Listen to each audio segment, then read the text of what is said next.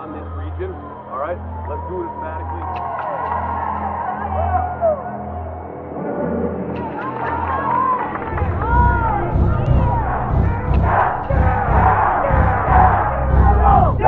Yellow, jacket, 243.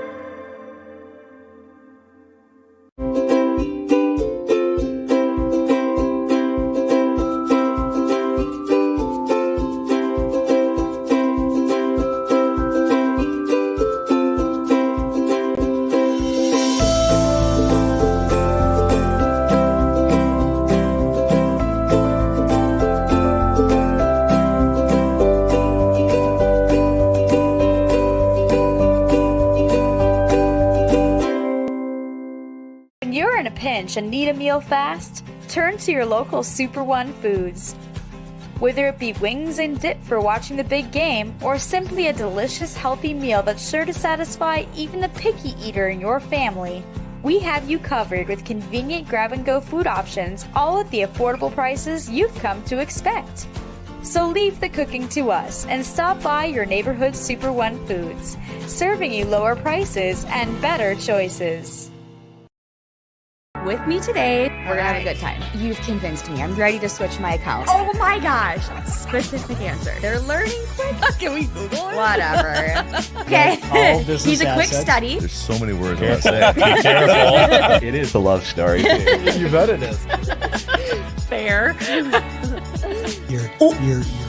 I wasn't done. Ask the questions that you think are silly. Thank you for joining. Bye. Out and enjoying the outdoors. So come join us at the University of Wisconsin-Superior, where every day is an opportunity to learn, grow, and make your mark on the world. We can't wait to welcome you into our hive. Go Yellow Jackets!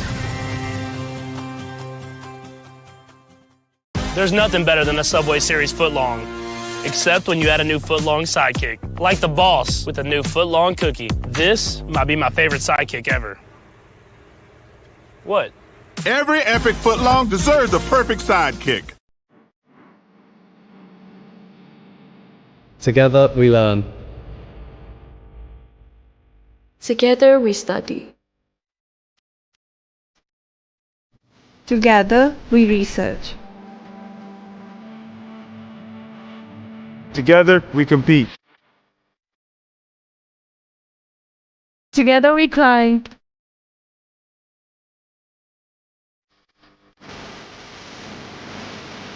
Together we perform.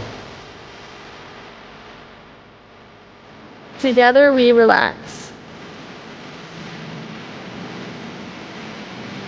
Together we are a community.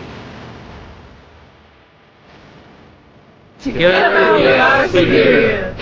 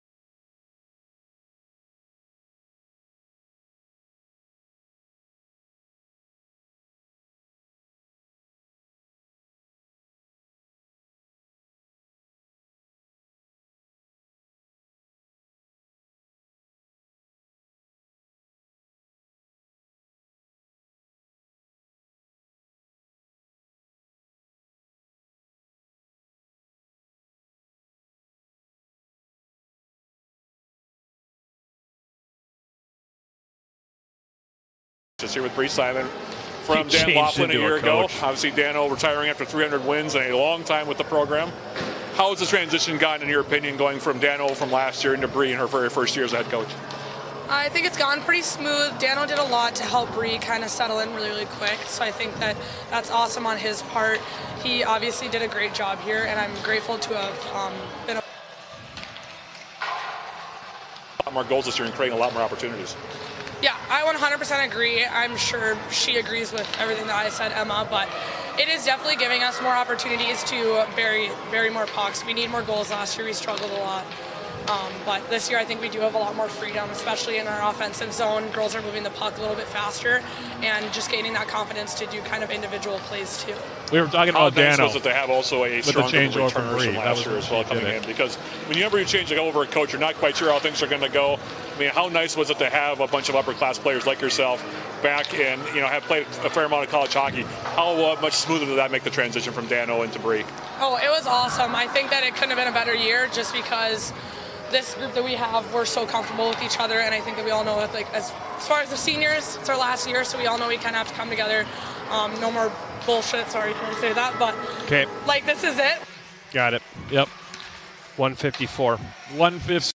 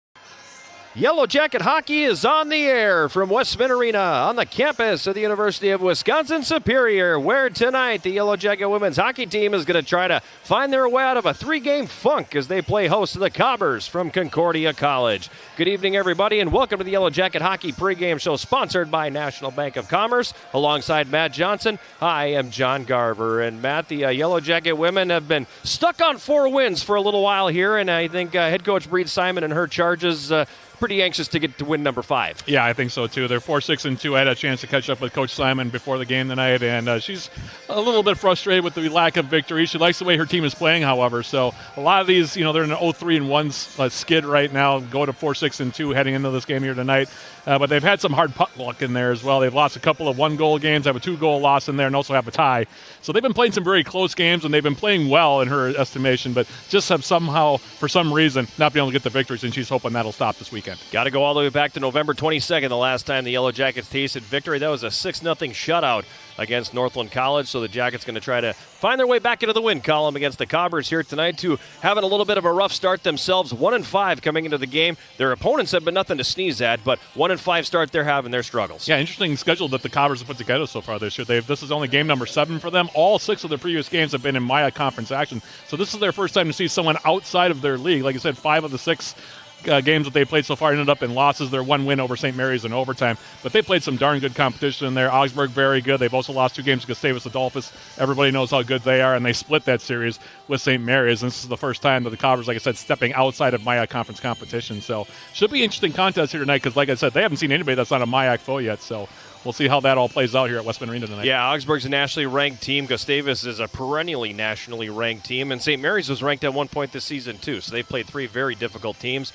and they are hoping to get win number 2 for themselves here in this one here tonight. So should be a good one here on this Friday evening here at Westman Arena. We're excited to bring it to you, and looking forward to the drop of the puck here, which is a little over 10 minutes away from now. We're going to take a quick time out. When we come back on the Yellow Jacket Hockey pregame show sponsored by National Bank of Commerce, we'll have Matt's conversation with Yellow Jacket head coach Bree Simon. This is Yellow Jacket Women's Hockey on 91.3 KUWS Superior and Yellow Jacket TV, an affiliate of the WIAC Network.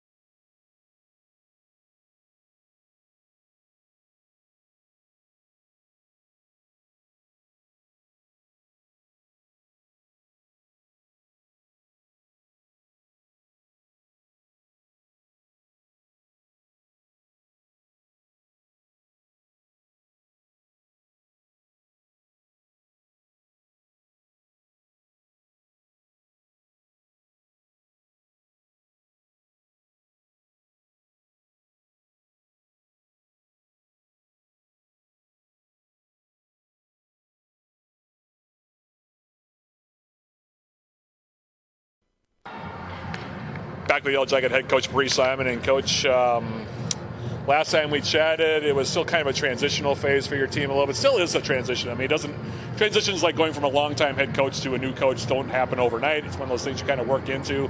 At that time, it kind of sounded like, it's a little bit of good, a little bit of bad. Kind of still the same thing a little bit here. You guys are on an 0-3-1 streak, but you guys have played some really, really close games on that stretch. I mean, you got a couple plays here and there from, instead of being 4-6-2, you being 6-4-2, or even better than that. Just want to get your assessment about how things are still progressing this year in your first year. Yeah, we're doing all right. want to be a little bit better, but that's okay. We have been playing really good. Our scores aren't reflecting how we're playing, which is kind of down in the dumps, but that's all right. I mean, we're just going to do these last 2 games of the first half and then come back after break and hopefully get it into gear a little bit better. One of the things I was really impressed with when I saw you guys against Stevens Point was you guys did not give up at all in that game. Got down 2-0, and then you really took control of the game. Kind of were hard done by the hockey gods, I thought, in that game a little bit, especially in that third period. You guys did everything you could do, I think, except basically get the goal that you needed to tie it up. But it does seem like you guys have found another level of grittiness and a little bit more, I don't know, I want to say toughness per se, but it looks like you guys have found a little bit more pep in your step as games move on this year, and that was something I think that was maybe a little lacking last few years, and it seems like the team has kind of responded to that as far as your energy goes. Yeah, for sure. That's something that I brought to this group this year, was just being hard-nosed and never giving up and coming back. I mean, we did that on Tuesday night at St. Ben's, down 2-0, and coming back and tying it up and then winning in the shootout. So I can't, again, the scores are reflecting how we're playing right now. So, but we're doing everything we can, and I'm really proud of the girls right now for how much, we're just going and we're not letting up right now, which is great. Yeah, I want to go back to that St. Ben's game. That was a good segue. Thanks, Coach. Because, I mean, again, that's sort of a microcosm of how your season has gone so far. You've had some ups, you've had some downs. You guys are playing a lot more aggressively, getting a lot more shots on goal, getting up a few more goals, I know, than you want to as well. So just want to get, your assessment of how you felt about how that game went overall. Yeah, I mean, I wasn't too happy about our start. Being down 2-0, halfway through the first, and then Kaylee scoring kind of right at the end of the first to get us that kind of next level, right? That changes the game, and that changed our second period. I think we would have played a lot differently if we were going in the locker room with down by 2 instead of down by 1. So, and it was a really good game for us. And then tying it up, taking the lead, they tie it, and then then they take the lead, and we score with 4 minutes left. Again, it's just never letting up, which is great to see, and I'm really proud of our group right now. Yeah. I'm going to touch on your 2 goaltenders right now, because I know you've been splitting them back and forth. Molly Black getting the start tonight. What have you seen from them thus far this season? Yeah, they're both playing good. Would like to see a little bit of improvements of both, just because of how much we're letting in is not what we want, obviously. But I've been playing both of them equally right now, just to kind of see who's willing to take the net the rest of the year, and hopefully we'll see what happens this weekend. Back to the weekend, by the way. Concordia Moorhead coming in here. They haven't played nearly as many games as you guys have. In fact, this is only their 7th game of the year, which is kind of, I'm a little bit surprised by that, to be honest with you. And they haven't played a non-conference game yet. This is their first non-conference series, much less game out of conference during the year. What have you seen from them, and what are you expecting from the Cobbers this weekend? Yeah, being in the MIAC is tough. They've played a lot of tough opponents this first half. I told our girls this week that just because their record isn't the greatest doesn't mean that they're not going to come in here and try to beat us in our home barn. They're driving 5 hours, and it's a business trip for them. They're going to play just like us. They're this, same group as us. They're not going to give up, and so it's going to be a really good weekend, and hopefully we can take away 2 W's, knock on wood. All right, Coach. Well, as usual, thanks for your time, and good luck this weekend against Cobbers. Thank you. Appreciate it. That was Yellow Jacket head coach Bree Simon. We'll be right back with more Yellow Jacket women's hockey right after this on 91.3 FM KUWS Superior and on Yellow Jacket TV, an affiliate of the WIAC Sports Network.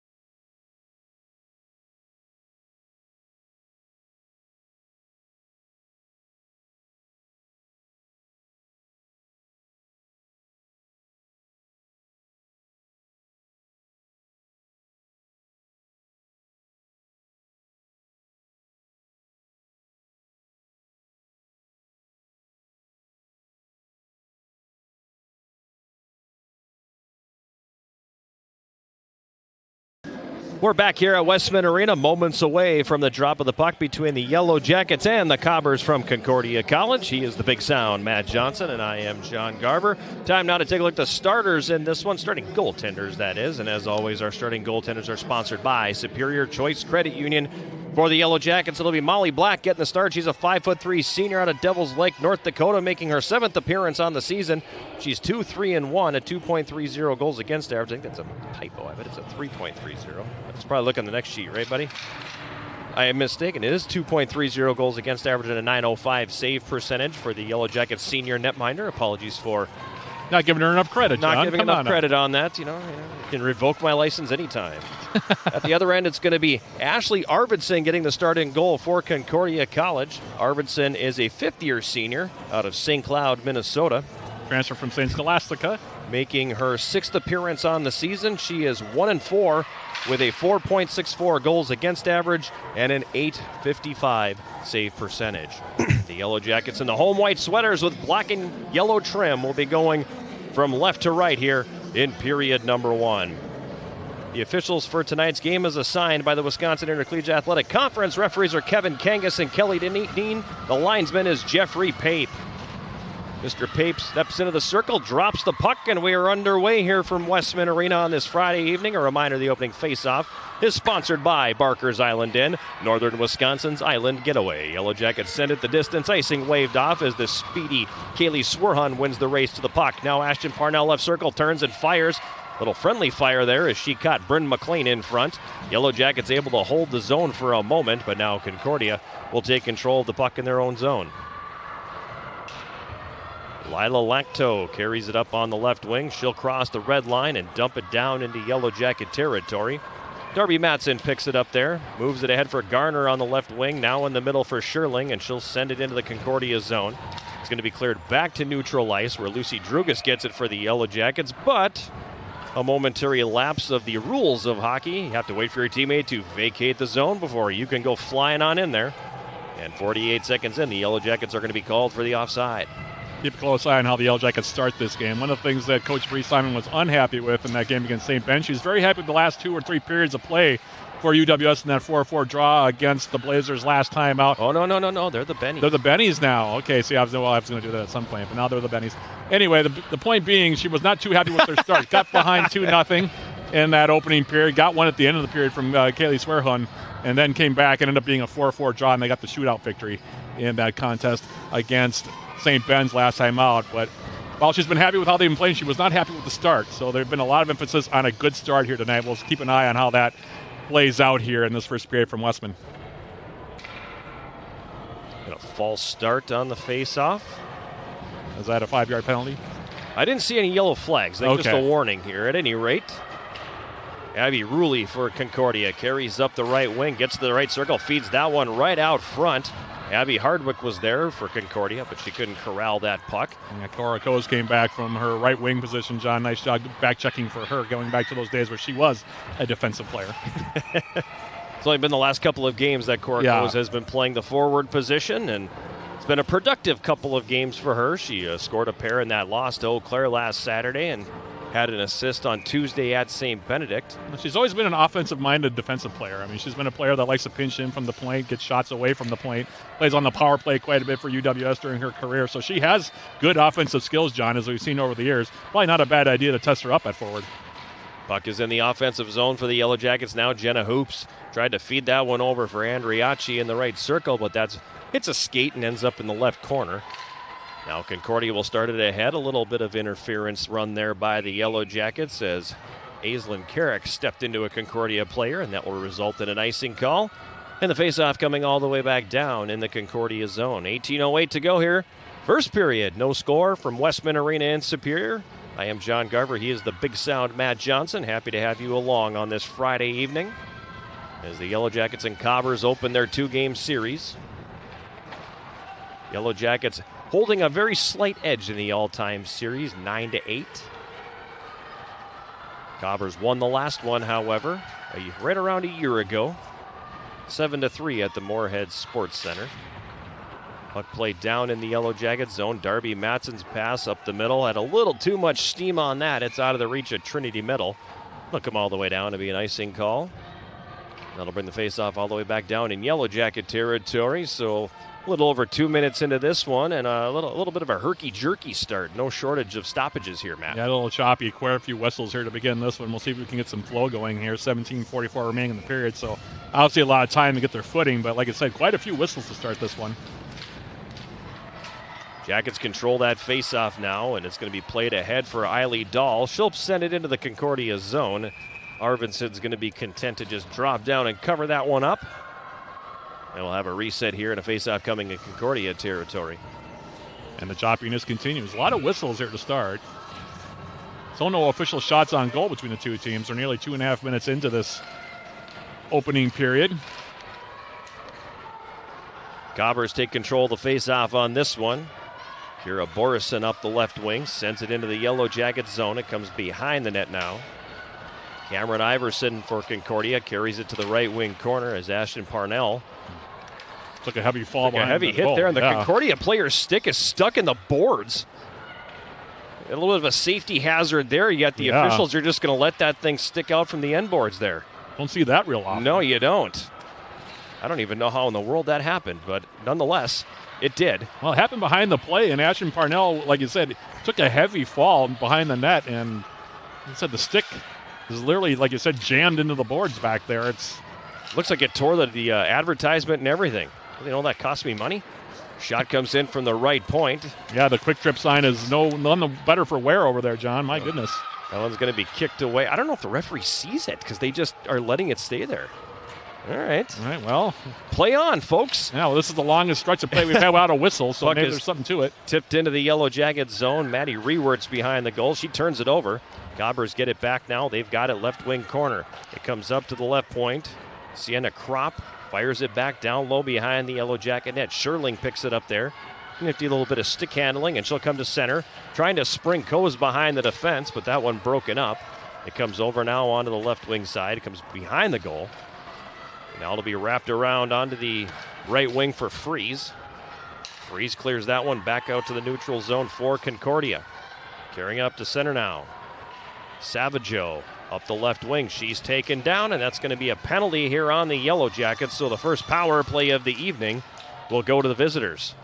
Going to get Anna Sherling on a trip, you think? Is that what that? And now finally the stick is dislodged from the quick trip sign behind the net.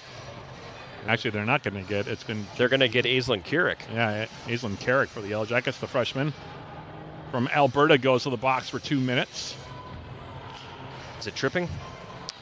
I believe so. Time of that penalty, 4:10 of the opening period. Concordia power play coming into the hockey game at 5.6%. One power play goal in 18 opportunities. On the PK, the Yellow Jackets struggled a little bit there. 79.1% on the PK. Both teams want to see those numbers increase or decrease depending upon your point of view. Behind the Yellow Jacket net, this is Ruley. Abby Ruley all the way up to the left point. Now she'll play it down the left board to Hardwick. Up top for Cope. Taylin Cope for Concordia. Loads it up and takes the wrister from the line. That'll be gloved by Molly Black. She'll hang on. And we'll get a face-off here in the Yellow Jacket zone with 1:33 remaining in the minor penalty to Carrick. 15:23 to go here. First period, Yellow Jackets and Cobbers scoreless. Hardwick at the left point. Her pass is going to be broken up. Swerhan for the Yellow Jackets coming back the other way. She'll take it on the back end and dump it into the Concordia zone. Now it's slid back ahead for Ruley on the left wing. Abby Ruley across the Yellow Jacket line. Cora Coe is breaking that one up. Coors now pushes it to neutral ice, and we're going to get a late whistle and an offside call on Concordia. Well, I was kind of figuring it was going to be an offside call there. Well, I just expected the call to come. Yeah, I was.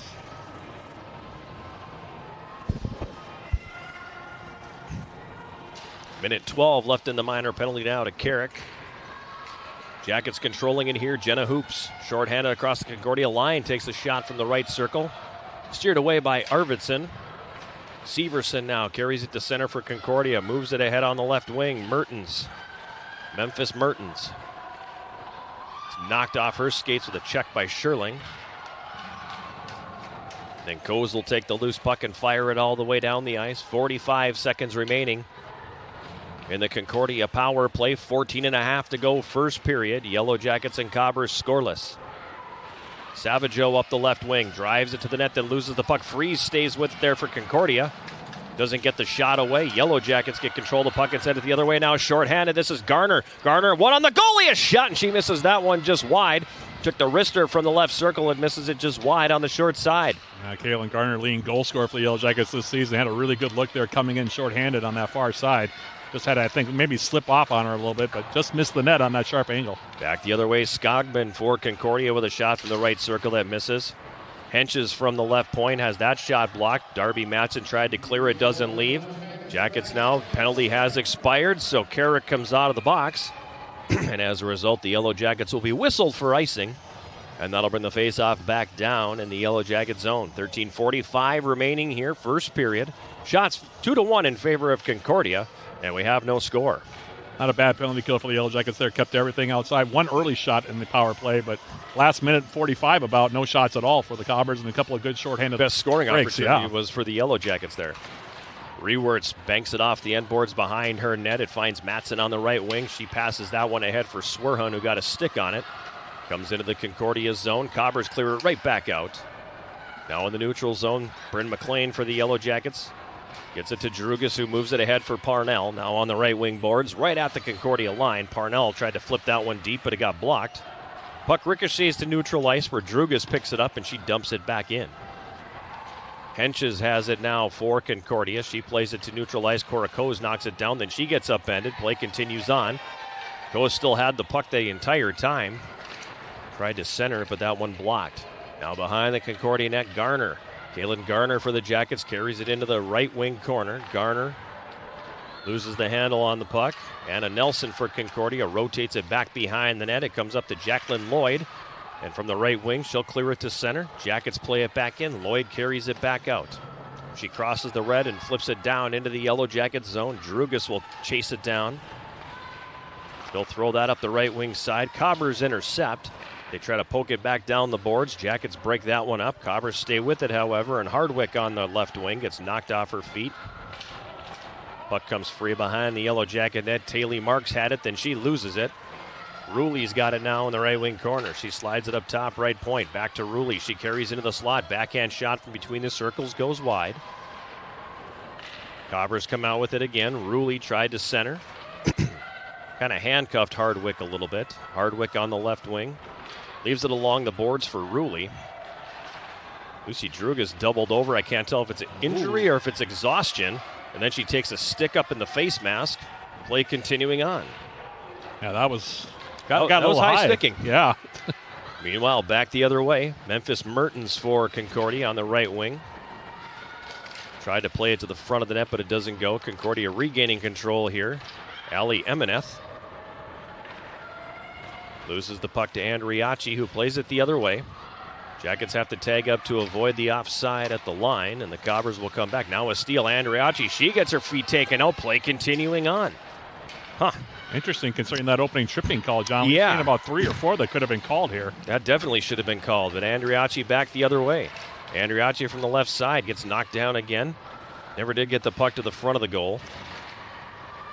On the right wing side. Hoops for the Yellow Jackets. Sends it up top.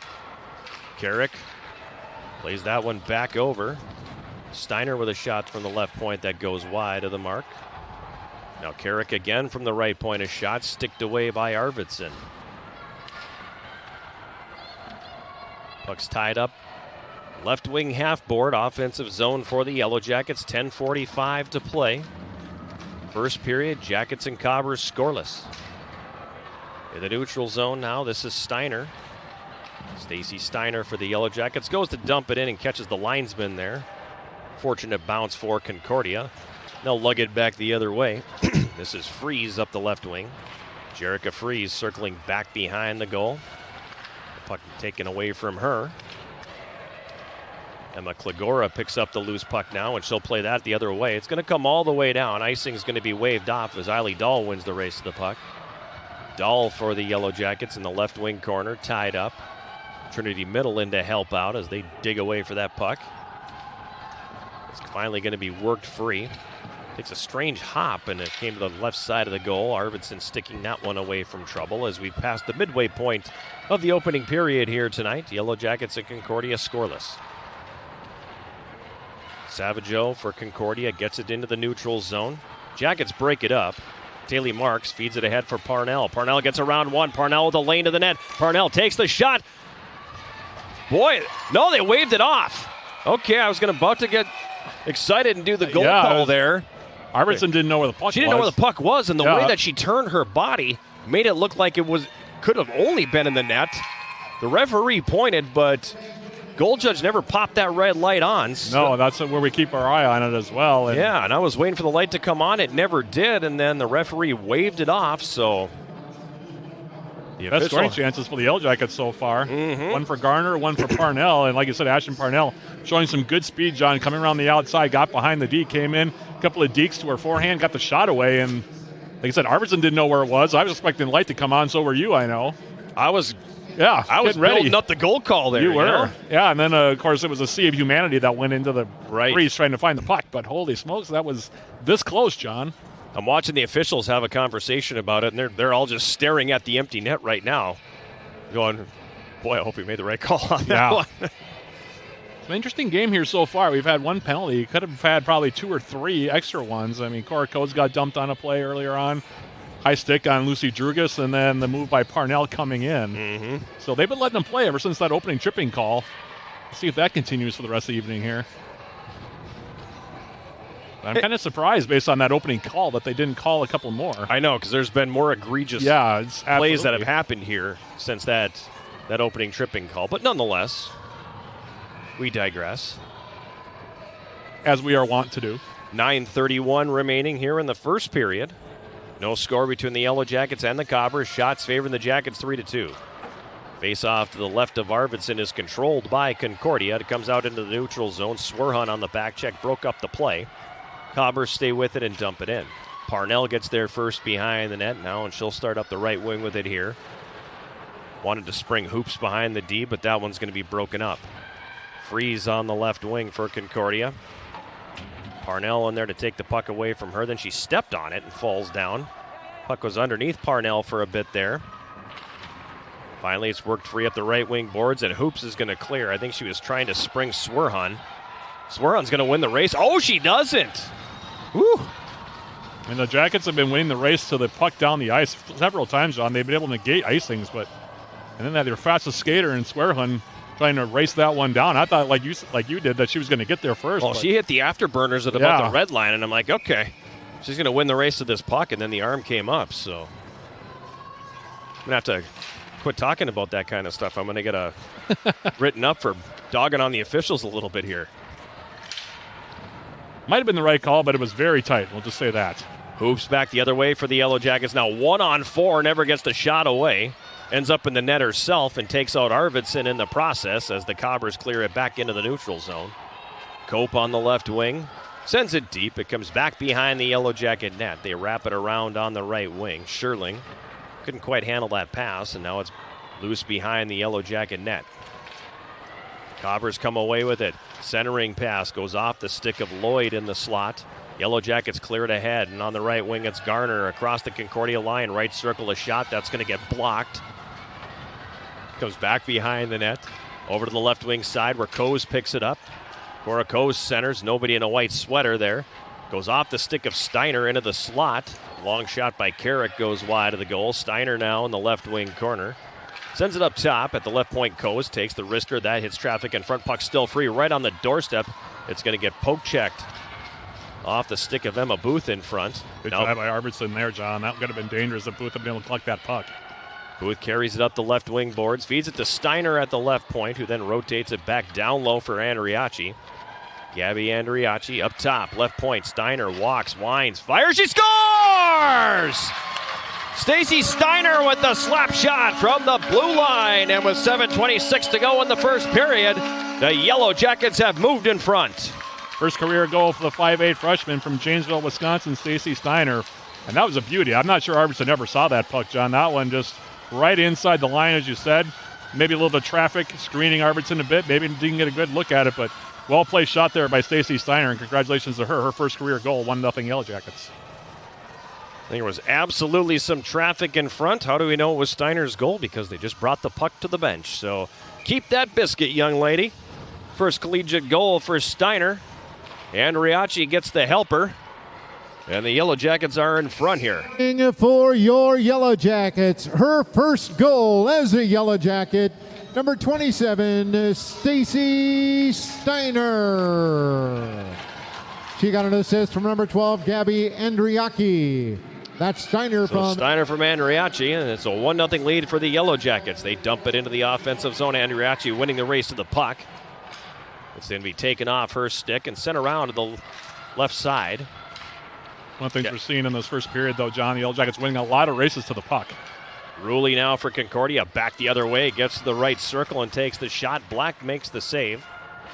Been a while since Concordia recorded a shot on goals, and they get one there. Now they mishandle the puck just inside the line, but they're able to hold the zone and dump it back down behind the Yellow Jacket net. Along the end boards, Mertens tried to center. Hits the outside of the cage. It comes up to the line at the left point. Henches with a shot, save Black. Puck picked up down low by Hardwick. She's centered. That's not going to go. Finally, the Yellow Jackets get it to center. Booth passes to the middle for Hoops, and she'll redirect it into the Concordia zone. A much-needed line change coming for the Yellow Jackets here. Now it's played ahead to center. That pass is going to be behind Borison and come all the way down. Icing will be the call, and the faceoff will come back down in Concordia territory. 6:15 to play here. Opening period, 1-0 Yellow Jackets. A reminder that coming up during our first intermission, sponsored by Hovland Incorporated, we'll have Matt's conversation with Yellow Jacket senior Cora Coes.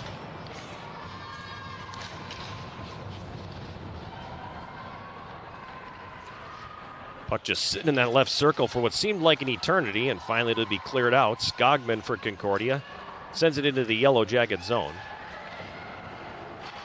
Drugas over to the right side for Rewerts. She gets it to neutral ice. Concordia will regain control there. Emeneth dumps it down into the Yellow Jacket zone as we pass the 14-minute mark of the first period. 1-0 Yellow Jackets. Trinity Middle now for the Yellow Jackets. Carries it to center. Middle for Klagora on the left wing. Klagora left circle. Tried to stick handle around Emeneth, but that doesn't go. Now Skogman has it for Concordia. She'll bank it off the right wing board. It comes to neutral ice. Jackets get it there. Could have been too many skaters, but play continuing on as it's dumped back down into Yellow Jacket territory. Rewerts picks it up. Moves that one ahead for Parnell. Parnell backhands it to the right wing board for Bryn McLean. Concordia regains control and comes the other way. Severson across the line. Dispossessed of the puck there. The Yellow Jackets McLean to clear. That thing just stayed right on the line and spun for a couple seconds, allowing the Cobbers Langto to get control and play it back down low. Under 5 to play here, first period. 1-0 Yellow Jackets leading. Carrick tried to wrap that around the right side, but it doesn't go. Now centering pass from behind the net comes all the way up top. Long shot by Sophie Howard is going to be steered away by Molly Black. Puck comes back behind the Yellow Jacket net again. Jackets bottled up here for the last few minutes. That one's going to get past the defense and come up the right wing side now. Swerhan hits the brakes in the right circle, pushes it toward the goal. And dropping down and covering that one up is Arvidsson. And we're going to get a face-off here in the Concordia zone this time with 4:21 remaining in this first period. And Jackets were a little bottled up, as you said there, John, but not a whole lot to show for it for the Cobbers. They were not able really to get down low and have a good look. The Jackets, despite not being able to get out of their own zone, not really giving up any good scoring looks.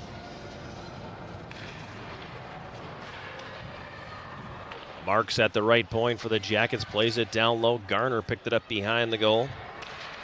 Up the right side for Coes. That's going to be broken up. Cobbers will send that all the way down. Icing's going to be waved off. Darby Matson for the Yellow Jackets has it taken away from her in the left wing corner. Cope now for Concordia. Centering pass. Garner intercepts. She'll clear it ahead to center. 2-on-1 if the Jackets can hurry across the line. Garner over for Cora Coes. Goes in the right circle now. Feeds it to the middle for Matson. A shot. That's going to get blocked, and the Cobbers will have numbers the other way if they hurry. Up the right side, Lloyd throws that one toward the net. It's going to be deflected, and then Cora Coes will take it on the backhand and clear. Cope on the left wing. Carries it into the Yellow Jackets zone. Plays a long shot in on net that's steered away by Molly Black. Puck is in the right wing corner of the Yellow Jacket zone. Cope comes out with it. Drugas pokes the puck away from her. Pops up in the air and lands back down. Now it's behind the Yellow Jacket net. Sherling's got it there. Sends that one up the right wing. Jackets can't clear. Second attempt does, however, come out to neutral ice. But Lankto will take it there and dump it back in. Now at center, Emma Booth for the Jackets. Scored the tying goal on Tuesday night against St. Benedict, and now the Yellow Jackets are going to be whistled for an offside with 2:56 to play in this opening period. 1-0, the Yellow Jackets lead. Pretty tight checkings here so far, I would say. It's been pretty much a game from the outside. Even the goal came from the outside off the stick of Stacy Steiner. Not a lot down below the dots for either side thus far. But you would have to think that the coach Bree Simon happy with the start for the Yellow Jackets, especially after they got down by 2 right away against the Bennies on Tuesday. Puck tied up behind the Concordia goal. It was underneath a couple of players. Finally worked free. Andriachi comes out with it. She's all wrapped up, but play continuing on. Could have been a hook there, a hold there, but nonetheless. Marks behind her own net for the Yellow Jackets. Has it poke checked away. Now comes right out in front. Ruley with a shot from the doorstep and a big save by Molly Black. Rebound ends up behind the Yellow Jacket net. And Riachi gets it there. Fires it up the right side. That's not going to leave the zone. Now Marks is going to retreat back behind her goal. Best save of the night for Molly Black thus far. Clearing attempt by Darby Matson. Read well and intercepted by Savageau. She'll center. That's not going to go as Matson intercepts that. And then that pass intended for Hoops doesn't connect. It comes all the way down. And with 1:49 to go here in the first period, it's going to be an icing call. Bringing the faceoff back down in the Yellow Jacket zone. So since the Yellow Jackets scored, Matt, going back to 12:34 of the period, shots 4-0, or 6-0, excuse me, in favor of Concordia. Yeah, Concordia's kind of tilted the ice a little bit here. Hasn't been a dominating performance by the Cobbers by any stretch, but they certainly have gotten the Yellow Jackets kind of circling in their own end of the ice, not able to get any breakout passes. And yeah, Yellow Jackets going to have to find a way to get some outlets here. And they're going to take a penalty, so that's not going to help matters, as they're going to get Darby Matson for dumping Jerica Fries behind the net. And it's going to be the second power play of the night for the Cobbers.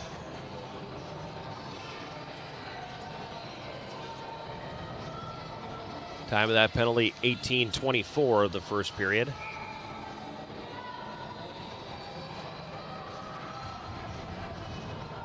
Cross-checking the call.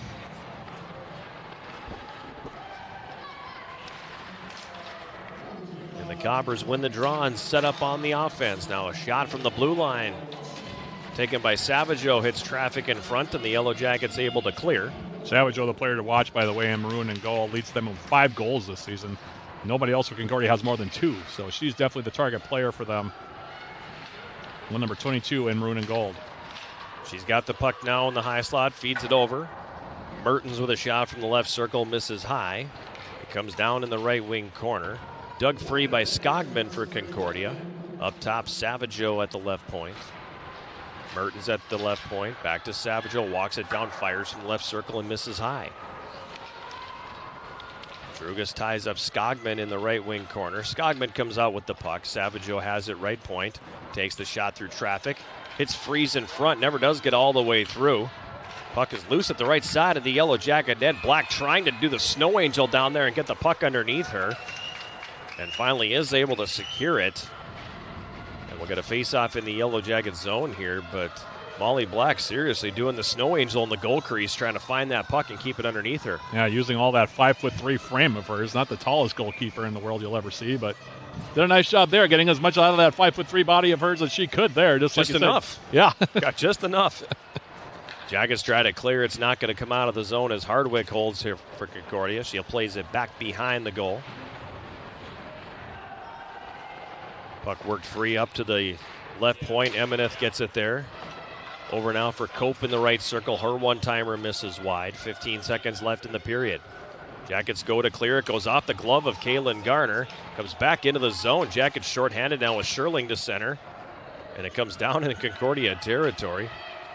Puck is bouncing all over the place. Now the Cobbers turn it over. Coe is at the left point. Had it. Couldn't quite settle that puck down. And the buzzer is going to sound, bringing period number 1 to a close. Not a bad frame here for the Yellow Jackets as they were able to open the scoring at 12:34.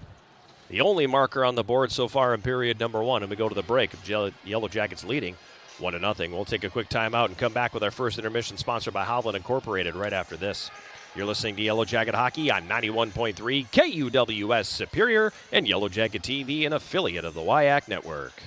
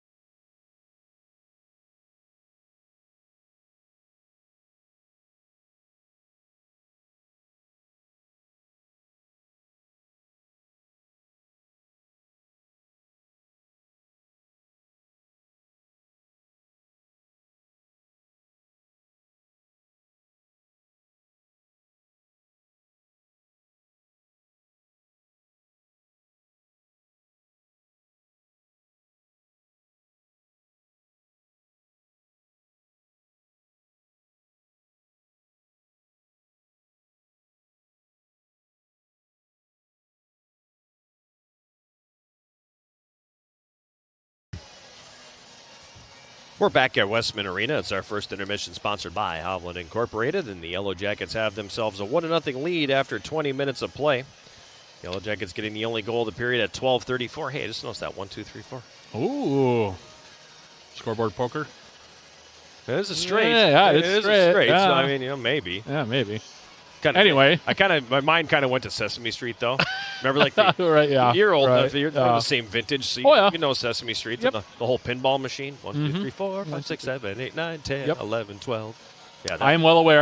That's where my mind went. But at any rate, 12:34 of the opening period. Stacy Steiner's first from Andriachi makes it 1-0. Yeah, it was a nice little play there by the Yellow Jackets. They didn't get a lot of offensive zone time in that first period, though, John. But in that particular sequence, they had a couple of good looks at goal. Did a nice job setting up some also traffic in front of Arvidsson. She really didn't have a good look at that puck, I don't think. It was in the back of the net before she responded. Gabby Andriachi getting the assist on it, but really well-placed shot there by the freshman from Janesville. You know, she's a player that's played a lot of minutes for the Yellow Jackets early in her UWS career, and it's good to see her get on the scoreboard. You always want to have a player get rewarded for playing well, and I think that she's made an impact as a freshman. Like I said, perfect shot inside the blue line, left side, and went over the shoulder of Arvidsson into the top corner. Well-placed shot. Not especially hard, but well played. Didn't have to be. Yeah, didn't have to be. Nope. And it was enough to get the Yellow Jackets that 1-0 lead. Her first career goal, going along with a couple of assists she's picked up already this year, so third point of the season for Stacy Steiner. And that gave the Jackets the 1-0 lead. And at that time, shots on goal were 4-2. Yeah. Shots in the period ended 10-4. So an 8-0 run to close out that first period for Concordia. I think that goal may have woken them up a little bit. Yeah, I think it did a little bit. They definitely pushed the Yellow Jackets in deep a little bit more and were able to get their forecheck going. Yellow Jackets had a hard time getting outlet passes and got pinned up in their own zone quite a bit, though, especially those last about 10, 12 minutes or so. But those shots, a lot of them were coming from the outside as well. I mean, there were a few that were right inside. Molly Black made a couple of really nice saves, but especially that sprawling one. during the power play where she, like you said, did the snow angel inside the inside the painted blue area and was able to freeze the puck there. Had a couple also that were right on the doorstep that she was able to make saves on. I thought Black looked pretty good, pretty calm in that first period. It wasn't like there was a flurry of shots during that time at all. No. But it was just sort of one of those wear them down effort, kind of playing the game of attrition a little bit, I think, from the Cobbers in that last about 10 minutes. Mm-hmm. Shots 10-4. Didn't feel like there was a whole lot of good scoring opportunities in there, but like you said, Concordia seemed to pick up their play a little bit. Now it's up to the Yellow Jackets to respond. Yellow Jackets had the better of the opportunities, despite only having 4 shots on net, I think, in that first period. They had the better of the opportunities. Probably the best non-goal opportunity, the Kalen Garner breakaway. Yeah, Kalen Garner coming in on the shorthanded break. That was during that first power play, and Yellow Jackets did a really good job in that particular, player disadvantage, shall we say, keeping everything on the outside. Concordia only got 1 shot in that entire power play, and then Kalen Garner coming in on the sharp angle, and Ashton Parnell also had a really good look that we thought was going to go in the back of the net. Somehow I thought it did go in, yeah. Yeah, Arvidsson was able to keep it out, but a couple of really good plays by the Yellow Jackets, kind of showcasing their speed a little bit on the wings, because that's really where you saw those opportunities come in. Parnell on the right, Garner on the left. We'll see if they can continue to take advantage of that as the game goes on. Shots on goal in that first period favoring Concordia at 10-4. Penalties in the opening period. The Yellow Jackets taking 2 for 4 minutes, while Concordia was not whistled for a penalty. There were quite a few that could have been called, yeah. Yeah, there's, honestly, there's probably a handful more penalties in that period on both teams that could have been whistled, but the referees, to a limited degree, letting the teams play a little bit there in that first period. So 3 saves in the opening period for Ashley Arvidsson in goal for Concordia. And at the other end, 10 saves from Molly Black, a real nice opening 20 for her. And I think going back to your pregame conversation, Matt, with Coach Bree Simon, aside from the discrepancy in shots on goal, she's probably pretty pleased with what her team did. Yeah, the biggest thing that she had a problem with against St. Ben's was getting down by 2 early. She was very happy with Kaylee Swearhoon got the goal that made it 2-1 at the end of the first, because it gave them some momentum, a little bit of a shot in the arm for the last 2 periods, in which they played really well. Yeah. And the Yellow Jackets have played their best hockey in the second and third periods for the most part this year. So she'll be pretty happy with this right here. We'll see if they pick it up a little bit more as the second 20 minutes and the third 20 minutes continues to unfold here. But the big thing that she wanted to see from her team was a faster start tonight, and the Yellow Jackets are able to get that. We'll see if that carries over for the last 40 minutes. Concordia will have 36 seconds of power play time. That carries over into period number 2. Just about 10 minutes away from the start of the second period. The Yellow Jackets with a 1-0 lead over Concordia. We'll take a timeout and come back with more of our first intermission, sponsored by Hovland Incorporated. Matt's conversation with senior forward/defender Cora Coe is coming up right after this. This is Yellow Jacket Hockey on 91.3 KUWS Superior and Yellow Jacket TV, an affiliate of the WIAC Network.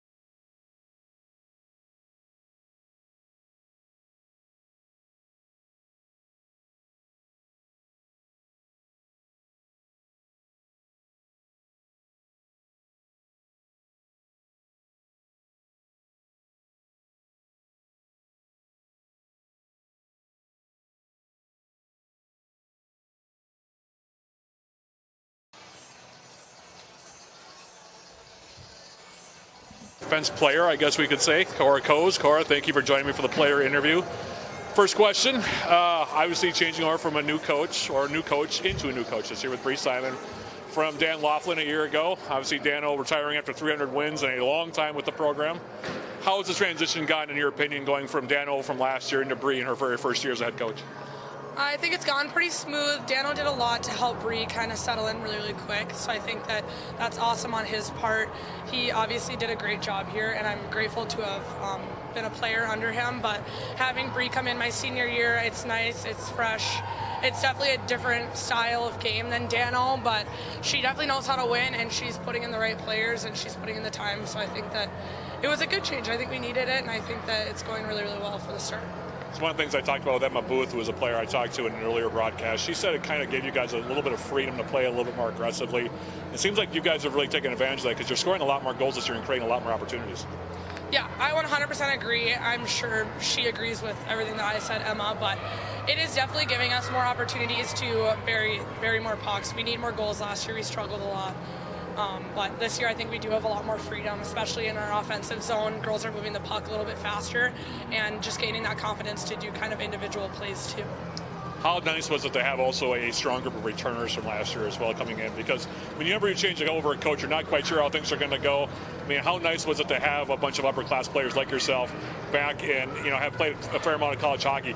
How much smoother did that make the transition from Dano into Bree? Oh, it was awesome. I think that it couldn't have been a better year just because this group that we have, we're so comfortable with each other, and I think that we all know that, like, as far as the seniors, it's our last year, so we all know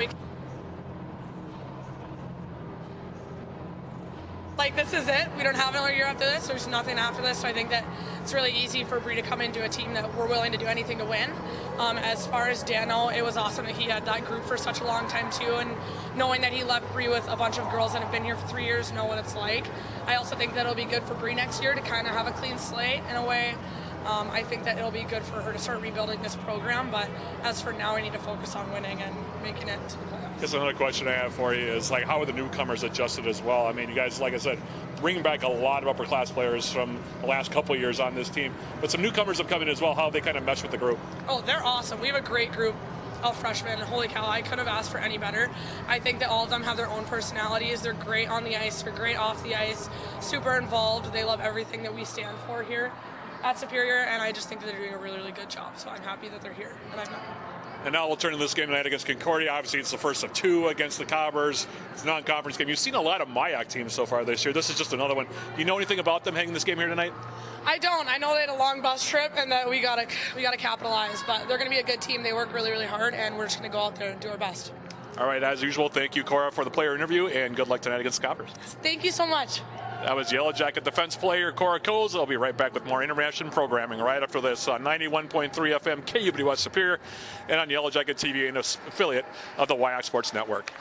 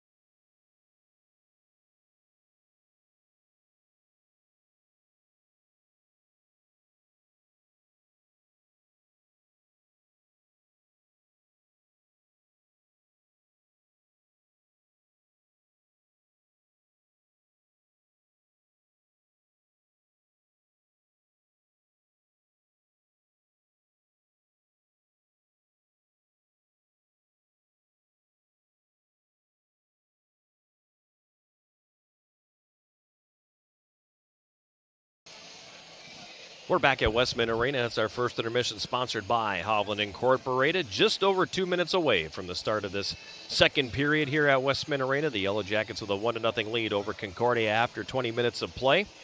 And the Yellow Jackets have to kill 36 seconds of power play time. That'll be carrying over into period number 2. Elsewhere around the WIAC this evening, with 4:21 to go in the third period, UW-Eau Claire has a 2-1 lead over St. Scholastica.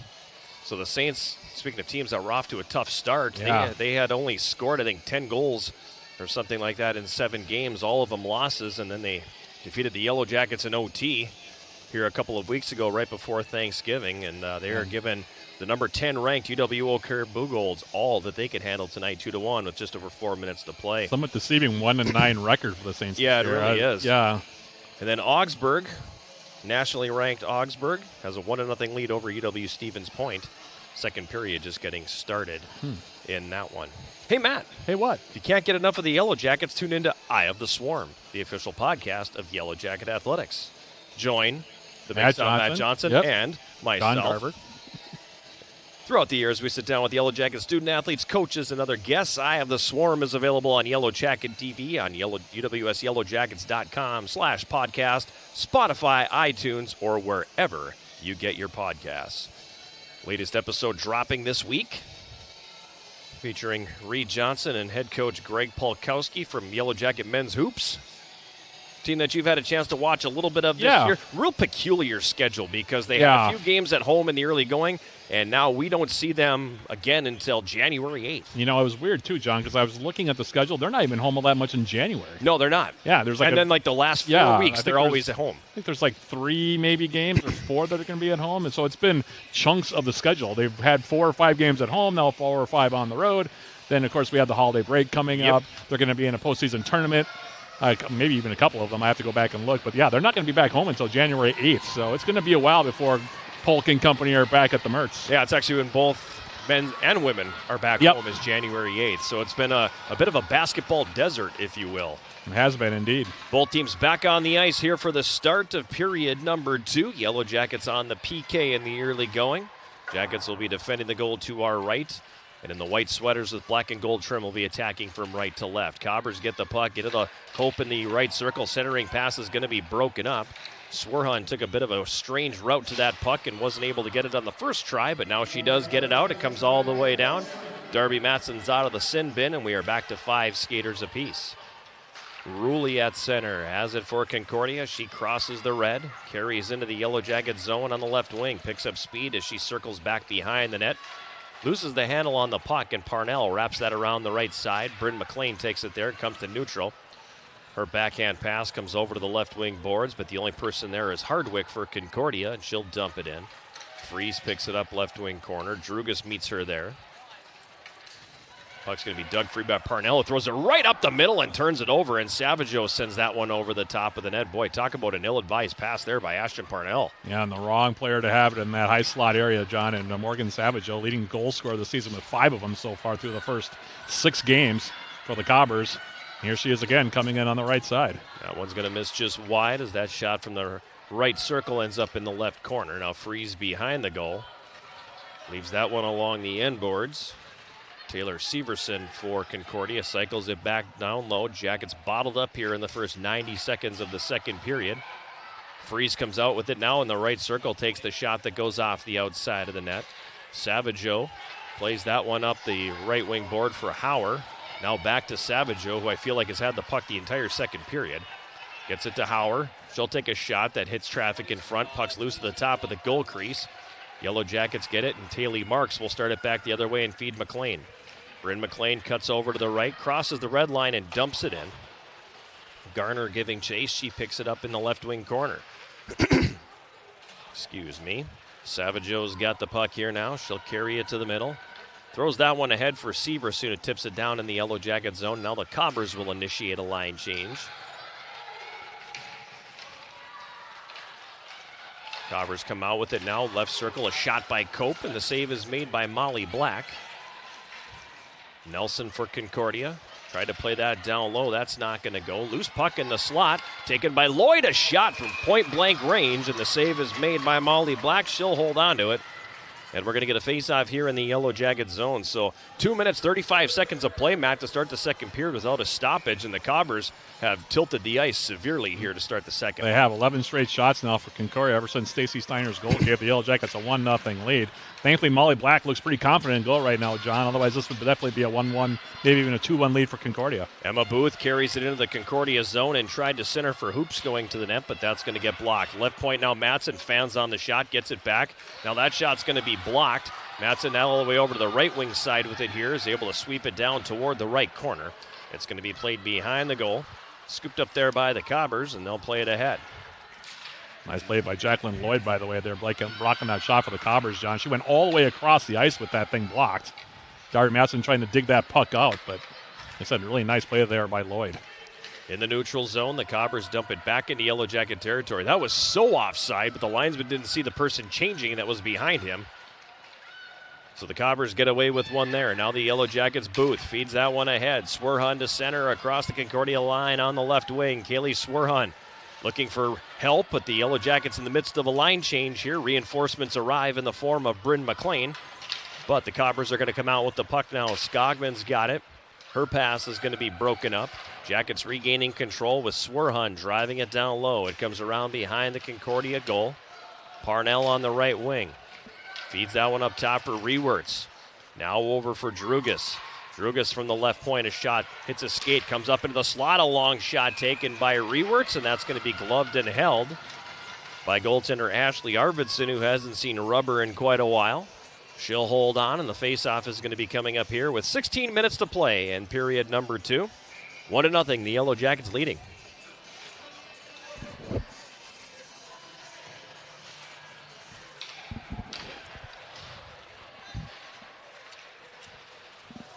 Puck in the right wing corner, Concordia zone. Coe's giving chase. I wonder why I wasn't hearing any sounds. There we go. Comes back up top, right point. Rewerts walks it to the middle, feeds Coe's. She redirects it toward the front of the net where it goes off a skate. And the Cobbers will send it back the other way with Memphis Mertens feeding Ruley. Ruley, right wing corner, goes behind the goal for Hardwick. That pass doesn't connect. Now Sherling for the Yellow Jackets passes up the right side. Coe's can't clear. Puck pinballs around just inside the Yellow Jacket blue line. Coe's went to clear it and actually played it right into the skates of Sherling, who was tied up. So the Yellow Jackets' Drugas is just going to send that all the way down. Icing waved off as Kaylin Garner won the race to the loose puck. Now Coe's left corner initiates the contact, but the puck picked up by Savageau, and she comes back the other way.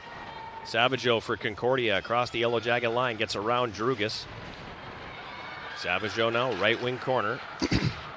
Plays that one into the slot for the Cobbers. Freeze, right circle, takes the shot. Save made by Black. Loose puck behind the net. Savageau comes out from a sharp angle and takes the shot. Black makes the save there as well. Now there's a turnover. Cobbers have it here. Shot again from the sharp angle. This time by Severson, misses high. Puck bouncing around the offensive zone here for Concordia. Severson tied up. Savageau falls down. Otherwise, she had a point-blank opportunity. And the Yellow Jackets look at the puck and finally clear it out into the neutral zone. Puck comes back into Yellow Jacket territory again. Severson behind the Yellow Jacket goal for Freeze. Freeze and Steiner tied up there. Lucy Drugas is going to pass out. She's been on the ice for so long. She really needs a line change. Yeah, she's laboring out there right now, John. Oh, my goodness. Now a shot coming in from Freeze in the right circle. The save is made by Black. Drugas has the puck, passes it up on the right side for Andriachi, who moves it ahead for Cora Coes. That's going to be deflected all the way down. Drugas finally making her way to the bench after about a 4-minute shift.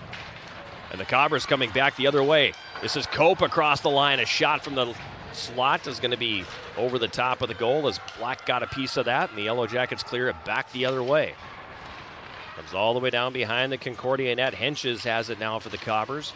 Clearing attempt is going to be broken up by the Yellow Jackets. Middle for Eiley Dahl. Down to the right corner, Klagora. That doesn't connect. And Concordia will take control now and come back the other way. Lloyd clears it to center. Jackets get it back. Taylor Marks has it at the line. Marks turning it over. Anna Nelson for Concordia. All the way over to the right wing side. Nelson played that one in on goal. Save made by Black. Rebound ends up behind the net now. Jacqueline Lloyd for the Cobbers. Passes that to the left point. It's going to come out to neutral. Down into Concordia territory. Cobbers quickly back the other way. They got numbers as they catch the Yellow Jackets going the wrong direction now. From the left circle, Borison with the shot, and the save is made by Black. She'll hold on.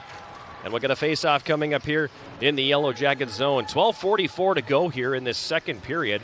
Jackets holding on to a 1-0 lead, and I put the emphasis on the holding on, Matt. Yeah, there's been a lot of turnovers both in their own zone and in the neutral zone so far here in period number 2, John. Just the one shot so far here for UWS. Concordia really coming out and tightening things up as far as their forecheck goes. Really putting a lot of pressure on the Yellow Jackets, and UWS right now struggling to get out of their own zone. So we'll see if they can adjust here to what the Cobbers are throwing at them. But right now, like you said, the Yellow Jackets having a hard time right now as the ice is firmly tilted to our right. From the neutral zone, Parnell for the Yellow Jackets sends it in. It's behind the Concordia goal. McLean giving chase. She had it, then lost control. Swerhan regains control for the Jackets here, left corner. Now it's taken away from her, and it's going to come out to neutral ice where Drugas has it.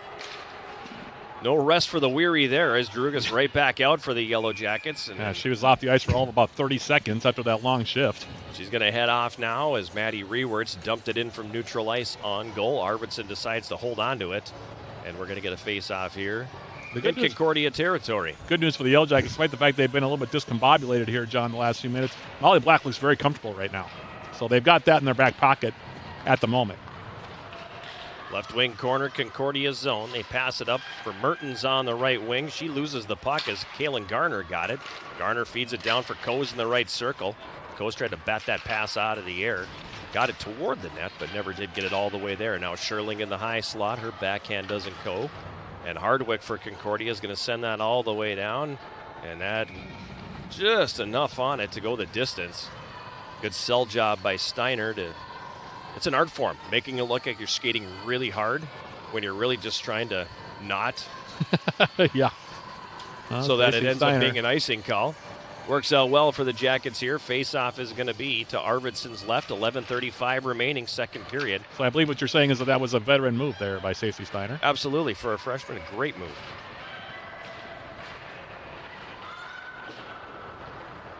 Cobbers flip it out into the neutral zone here. Comes all the way back into Yellow Jacket territory. Darby Matson turned it right back into traffic, and Mertens plays it deep.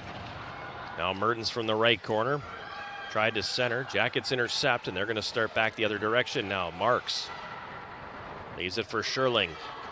Sherling up the left wing into the Concordia zone. Sherling centering pass easily intercepted by Savageau. And Savageau now will start up the left wing boards. Savageau to center, 2-on-1 developing for the Cobbers here. This is Mertens across the line. Mertens with the shot, Black with the save, no rebound. She'll drop down and cover it up, and we'll get a face-off once again here coming in the Yellow Jacket zone. One thing I think we can say so far, John, Molly Black's seen the puck very well tonight. She looks very confident back there. And that certainly, like I said, is going to work in the Yellow Jackets' favor. Yeah, that's never a bad thing. Yeah, that's never a bad thing for your team. A confident goaltender never hurts.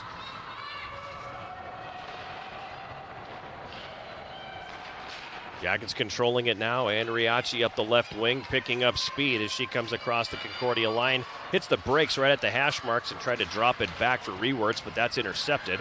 And Freeze comes the other direction for Concordia. Freeze up the left wing.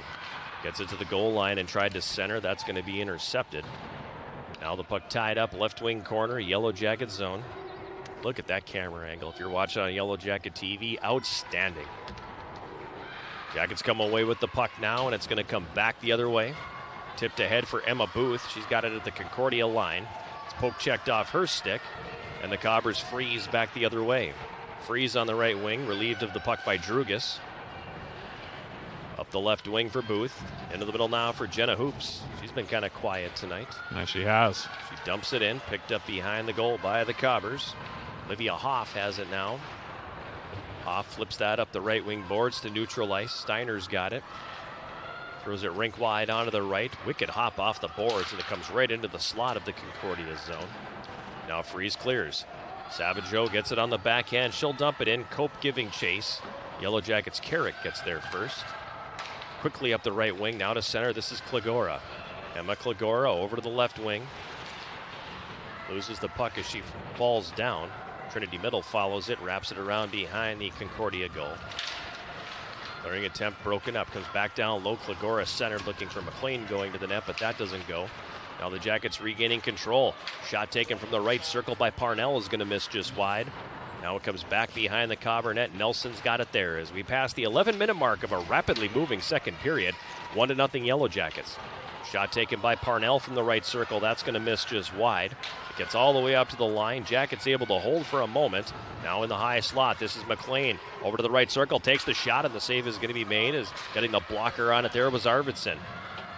Jackets showing signs of life here over the last 90 seconds or so. Parnell left circle. Stick handle, circles back toward the boards, tried to center. That goes off of a skate.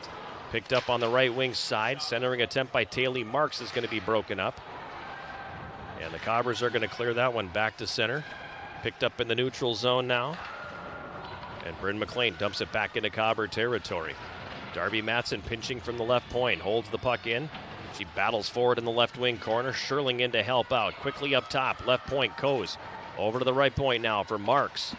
Takes the long shot, that's going to miss wide of the mark. It comes back over to the left side, Coase up top, left point. Matson pulls it off the wall, walks, fires, catches traffic in front. Marks from the right point, his shot gets through. Glove save is going to be made by Arvidsson.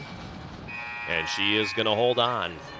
Hey, Matt. Hey, what? If you're a Yellow Jacket fan looking for great team gear, visit the official Sideline store and browse all the current styles of Yellow Jacket apparel and accessories, including the same gear the Yellow Jackets wear.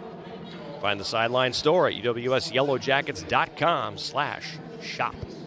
Okay, I will do that. Feel free to buy me something. All right. I'll be honest, like half my closet is Yellow Jacket apparel. I don't need any more. Yeah, well, you and me both. I think I've got probably just, well, I don't have as much as you do, but I have quite a bit. Every time something comes home, my wife just like rolls her eyes at me and gives me the, seriously? More gear? You free. need more gear? Yeah. Huh? Gotta have the yearly. There's some good stuff on there, though. There is, yeah. A lot of that stuff is very comfortable. It's stylish. It looks good. So the last couple of years, they've done a really nice job of adding new items to the store. And, Yep. Yeah, some good stuff there for all the Yellow Jacket fans in your family, and 'tis the season. Right. So feel free to visit that Sideline store. It's constantly being updated too, which is nice. You get to see like different stuff each year and see what kind of new designs there are for different, polos, jackets, pullovers, whatever it is that you want to wear. And they have accessories too, so yep. Coffee cups, water bottles, and the like. And I know that's a big thing for you.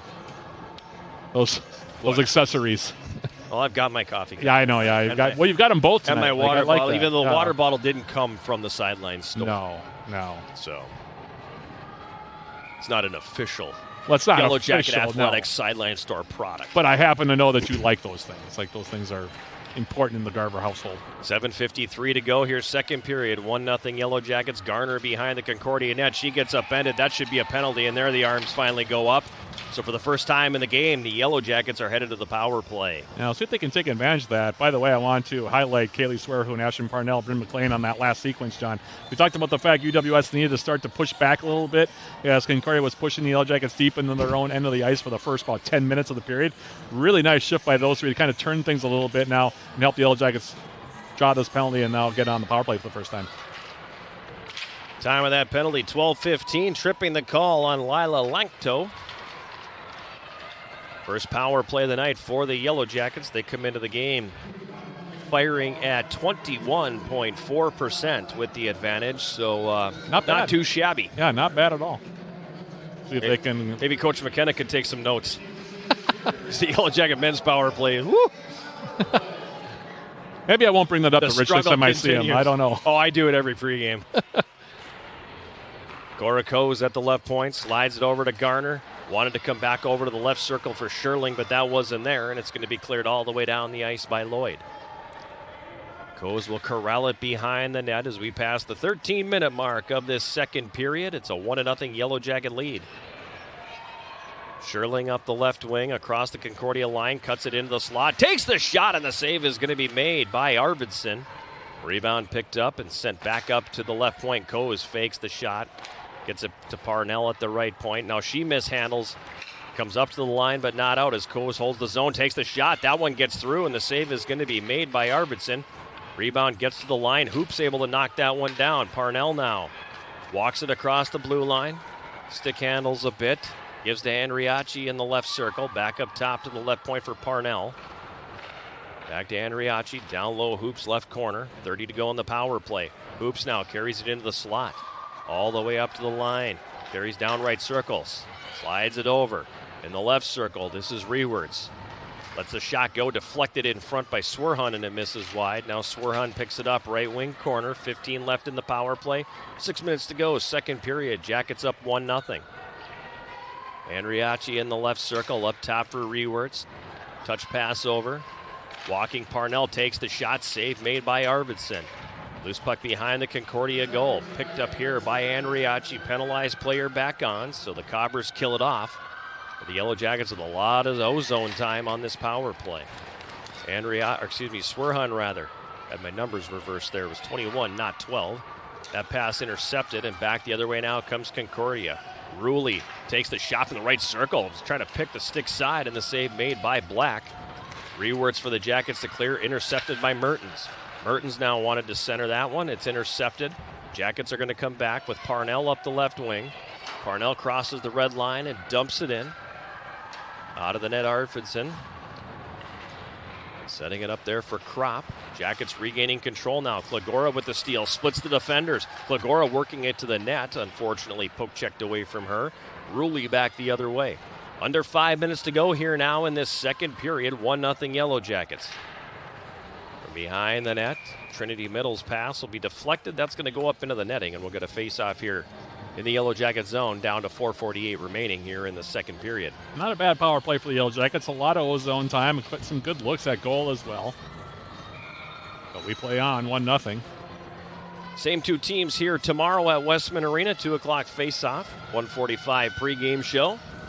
Again, we'll be live on both 91.3 KUWS and Yellow Jacket TV. First game of a hockey doubleheader tomorrow. Yeah, long day for Mr. Garber tomorrow. Wow. You were telling me about that before we even went on the air, and man, I feel you. I made the mistake of not updating my calendar properly. So I thought that the winter graduation was next Saturday after finals week. Right. Au contraire, mon frère, it is actually tomorrow, so I get to do that in the morning. Jackets on the attack. Centering attempt is going to be broken up as McLean fed that one into the slot. Skogman for Concordia comes back behind her net and throws that up the left wing. It's going to come all the way down. Icing will be waved off on this one. Yeah, it took a deflection right inside, right near the red line, John, there for negating the... That should be a penalty. Yep, Yeah, arm was very hesitant to put the arm up as Ashton Parnell was taken down, but it is a power play in waiting here as the Cobbers will touch up, so the Jackets will get their second power play of the evening. It's been a pretty good night so far for Ashton Parnell, John. She's been pretty lively so far. Had a really good scoring opportunity in that first period. She's pretty speedy on that wing, as we've talked about before, and she's part of that second line for the Yellow Jackets that looked pretty good on that shift that helped draw the first penalty. And now she draws another penalty here. So not a bad night for Ashton Parnell, number 28 in white. Madeline Skogman to the sin bin. See if UWS can build off that first power play. 2 minutes for cross-checking at 16:02. And just to complete that story, by the way, for John tomorrow, he's got to read graduation names tomorrow, for those of you who are not aware. That's part of Mr. Garber's annual responsibilities. Other duties as assigned, I yeah. guess. I believe that's the official term, or right? actually, other duties as volunteered for, I guess. So, yeah, I get 2 hours of that, and then quickly down here to broadcast this one. And depending on the time, either getting on a bus or loading up my car and driving 70 miles to the east to broadcast the men's game. Yeah, it's at least the road game is close. Yes. You don't have to... Well, if it was any further away, we'd be doing it from the office like the COVID days. Oh, those were fun, weren't they? Sherling from the left circle now for the Yellow Jackets. Carries it up top to the line. Now she'll curl back. Sherling left circle. Wanted Booth in front for the deflection, but that doesn't connect. Garner now, right circle, stick handles, fires, save made. Arvidsson, rebound by McLean gets broken up in traffic. Loose puck going to be picked up by Anna Nelson for Concordia, and she'll send that all the way down the ice. You know, John, the Yellow Jackets now rattled off 6 straight shots themselves, so since it was 18-6 at one point, and we were thinking, wow, Concordia is really starting to tilt the ice. Now the Yellow Jackets have come back and the last 6, helped by 2 power plays, obviously, but Parnell's got it here in the Concordia zone. Pulls up at the hash marks on the left wing board. Now she'll carry it up top. Drops it for Rewerts. Left circle. Fire! She hit the post! Rewerts bidding for the goal there on the power play. Rings the iron. She gets it back. Gives it to Hoops now in the left circle. Hoops into the high slot. Finding a lane, carries over to the right circle. Hoops wanted to go back over to the left wing side for Andriachi, but it was deflected. Ooh. And she gets taken down. Arms stay down, play continuing on. A shot again from Rewerts, redirected in front, goes to the left wing corner. And the Cobbers will finally get control here and send it all the way down. I'll be honest with you, John, I thought that was more of a penalty than the play on Parnell earlier. But we play on. Final seconds are going to tick off the power play here as we pass the 18-minute mark of the second period. Jackets leading 1-0. Lankto takes it. She'll send that all the way down. Icing will be waved off as Freeze gets to the puck. Then she gets taken down. That was a penalty for sure, and they let that one go, and play continuing on. Jackets send it the distance, but it's on goal, forcing Arvidsson to play it. Icing negated. Left wing corner, Concordia zone. It comes free behind the net for Sherling. She's going to come out from behind the goal now. Sherling right circle.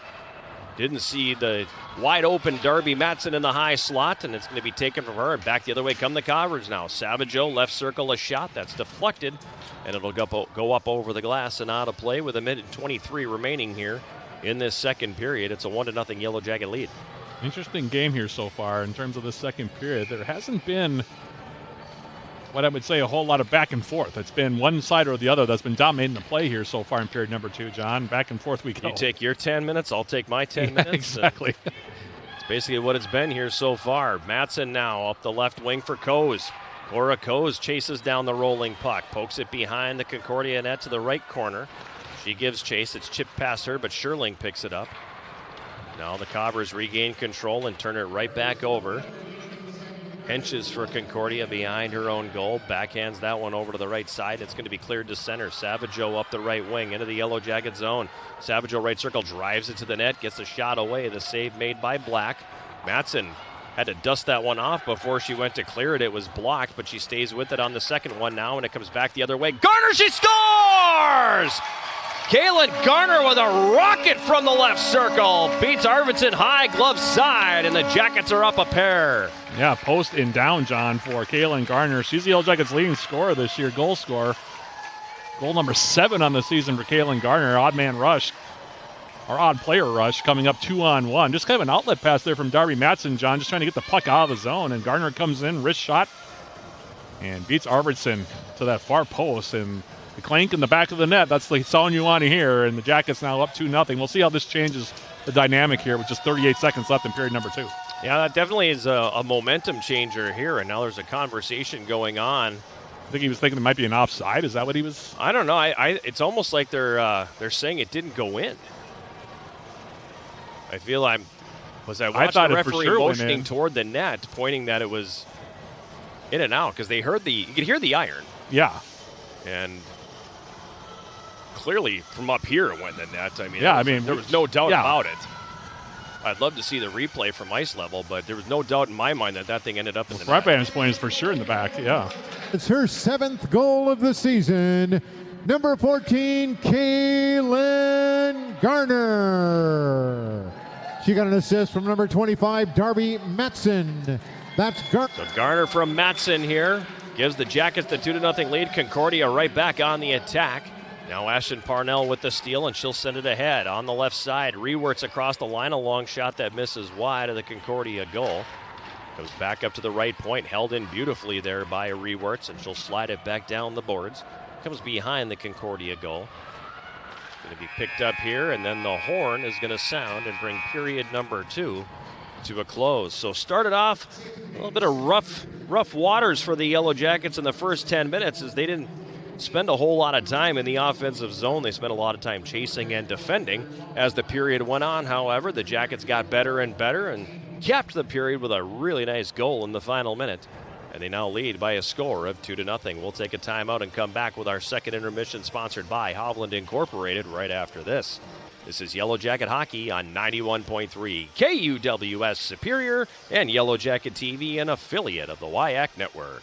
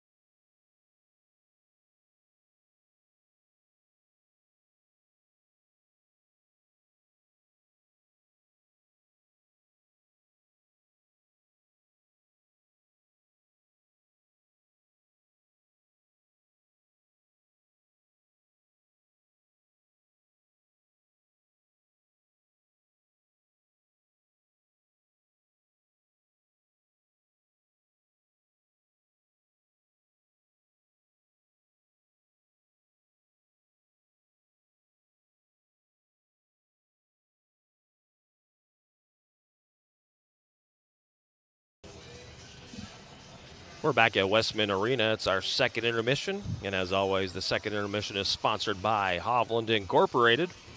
And it sees the Yellow Jackets with a 2-0 lead after 40 minutes of play. I am John Garver. He is Matt Johnson. And a little perilous there, Matt, for a while at the first half of that second period. As the period went on, the Yellow Jackets kind of got their footing.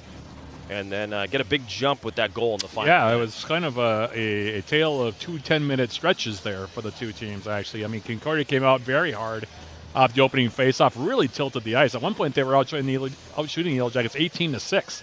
Jackets were having all kinds of problems getting out of their own territory. There were turnovers both in the neutral zone and in their own zone. Some good scoring opportunities. But thankfully for UWS, they kind of weathered the storm a little bit. Molly Black for the Yellow Jackets, looking very comfortable in goal tonight. Made some really nice saves, and then as the period wore on, they began to grow into the period a little bit more. Were able to get, the ice tilted back in their favor a bit, got a couple of power plays in there, got 7 of the last 8 shots, and gets the only goal of the frame as well, now lead it by 2. So if you're Coach Bree Simon, you just say, well, we weathered the storm. Second period, not everything was great, but we did enough to get through the period, and now we're up by 2 going into the third. Yeah, it was a really good finish for the Yellow Jackets, and it didn't really look like it was going to amount to much. Darby Matson just getting the puck out of her own zone, basically, and Kaylin Garner kind of made something out of nothing, getting it into the left circle, and snapping the shot that went off the post and in. Some controversy from the Concordia bench saying this thing never went in. You're watching the replay if you're on the TV side of things right now. It's kind of hard from that angle because the camera doesn't follow the puck quickly enough.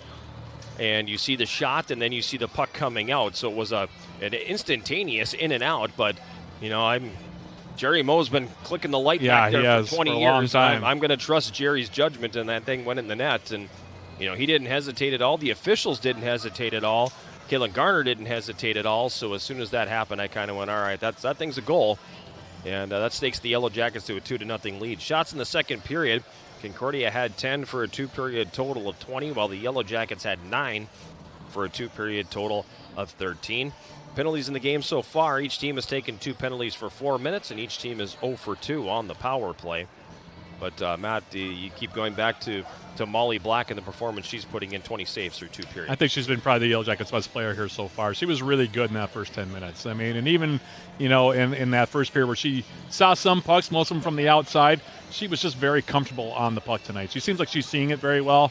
And you can always tell when a goalkeeper is very, very comfortable. She seems like I said, she's seeing the puck really well right now. She's really not giving up too many rebounds either. And even the rebounds that she has given up, she's been able to play them off in the corners and not up the slot, not left anything sitting point blank where one of the Concordia players can pick it up and get another really good opportunity on goal. So right now, Molly Black, you have to put her up there with the first star of the game if you had to give it after 2 periods, I think, for the Yellow Jackets. Obviously, Stacey Steiner's first goal giving the Yellow Jackets a boost, and then the goal on the 2-on-1 by Kaylin Garner at the end of the period also in there. But, boy, I tell you, Molly Black's been really, really good tonight, and that was one of the things that Coach Bree Simon also talked to me about before the game started. She's looking to keep more pucks out of the net. Obviously, every team wants to do that, but Molly Black right now, right on cue, looking pretty good in that regard. Yeah, and the Yellow Jackets, for the most part, have been pretty good about not giving Concordia anything grade A. No. They've had a couple of good opportunities in this game, but by and large, out of those 20 shots, not a lot of high danger chances there. No, a lot of the shots coming from the outside and the high slot area a couple of times. Morgan Savageau got a couple of good looks. She's the one player you do not really want to turn the puck over to at any point. She had some good looks from the mid to high slot, I would say. But other than that, it's been pretty much a good job by the Yellow Jackets out in front of goal, even if they have given up some shots from outside the dots. So all in all, not bad defensively. And Molly Black, 20 saves so far. You can't really argue with how she's done here so far through 40 minutes. No, not at all. Ashley Arvidsson on the other side, just 11 saves between the pipes for Concordia. About 11 minutes away from the start of the third period between the Yellow Jackets and the Cobbers. Quick timeout coming your way, and when we come back, we'll have more of our second intermission sponsored by Hovland Incorporated. We'll take a look at the out-of-town scoreboard, and women's basketball playing tonight as well. We'll take a look at what happened there as the second intermission continues right after this. This is Yellow Jacket Hockey on 91.3 KUWS Superior and Yellow Jacket TV, an affiliate of the WIAC Network.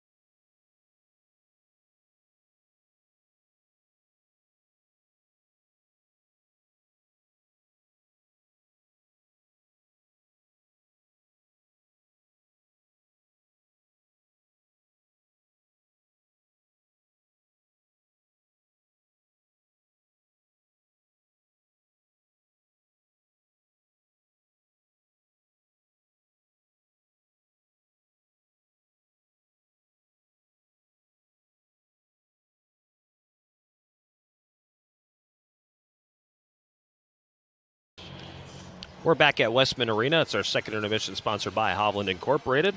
Yellow Jackets with a 2-0 lead over Concordia after 40 minutes. First of the year for Stacy Steiner at 12:34 of the opening period, made it 1-0. Seventh of the year for Kaylin Garner at 19:21 of the second period, giving the Yellow Jackets the 2-0 lead. Programming note, tomorrow, Game 2 of this series will come your way live on 91.3 KUWS and Yellow Jacket TV. A 2 o'clock face-off here from Westman Arena. Pregame show getting underway right around 1:45. And then the final broadcast of the first half will happen tomorrow evening, a 7 o'clock face-off, 6:30 pregame show. As the Yellow Jacket men close out their first half against Northland. The Yellow Jackets dumping the Lumberjacks last night 6-0 here at Westman Arena. It'll be game 2 of their split weekend series tomorrow evening. Nice little run right now for the men. Yeah, 3 in a row. Yeah, 7-3-1 on the season first half. I think you take that, especially with the second half and all those conference games looming. So, yep. You know, they picked it up a little bit, finding a little more offense, finding a little more consistency, which, of course, is the key. Mm-hmm. And I know that that was something you were looking for. It sounds like they're starting to find a little bit of it. Yeah, they had a really good weekend last weekend. You know, they went out down into River Falls, and a building that they traditionally have played pretty well in. Yeah. And River Falls at the time, first place in the conference, and they are the number 10 ranked team in the country. And Jackets controlled most of that game, played really, really well, and ended up winning it in overtime. Then came home here last Saturday and had a really good stout team come in, and they had a lead in the second period, and they coughed that one up and ended up winning another one in overtime. So you hate to leave those points on the table in the WIAC, but you know, if you're winning games, you're going to be just fine. Yeah. And as we go into action tonight, they were sitting in first place. Yeah. You know, they were a point up on UW Eau Claire, who right now is getting shut out by Stevens Point on the men's side. So, you know, they're finding their stride at the exact right time. And when we did the post-game show last night here, assistant coach Brian Meisner came up, and you know, he just said our team has found its identity. And so I still am not entirely clear on what that identity is. It's going to be a question for Coach McKenna in the pregame show tomorrow. So close circuit to Rich, if you're listening, I'm going to ask you what your team's identity is. He'll be expecting it from you, I'm sure. So they've put together a pretty good little run here as they get toward the break, and then, you know, off for a couple of weeks, and then off to Boston. Yeah, going out on the East Coast for the holiday tournament. For the 59th annual Codfish Bowl. Ooh, it sounds like a fun event then, 59 years and counting. The oldest hockey tournament in Division III. Is it? Yep. All right, and who are they going to be playing down there? They play Fitchburg State, a team that I know nothing about. Yeah, I'm not familiar with them either, I don't think. They play Fitchburg State in the first game on Friday, January 3rd.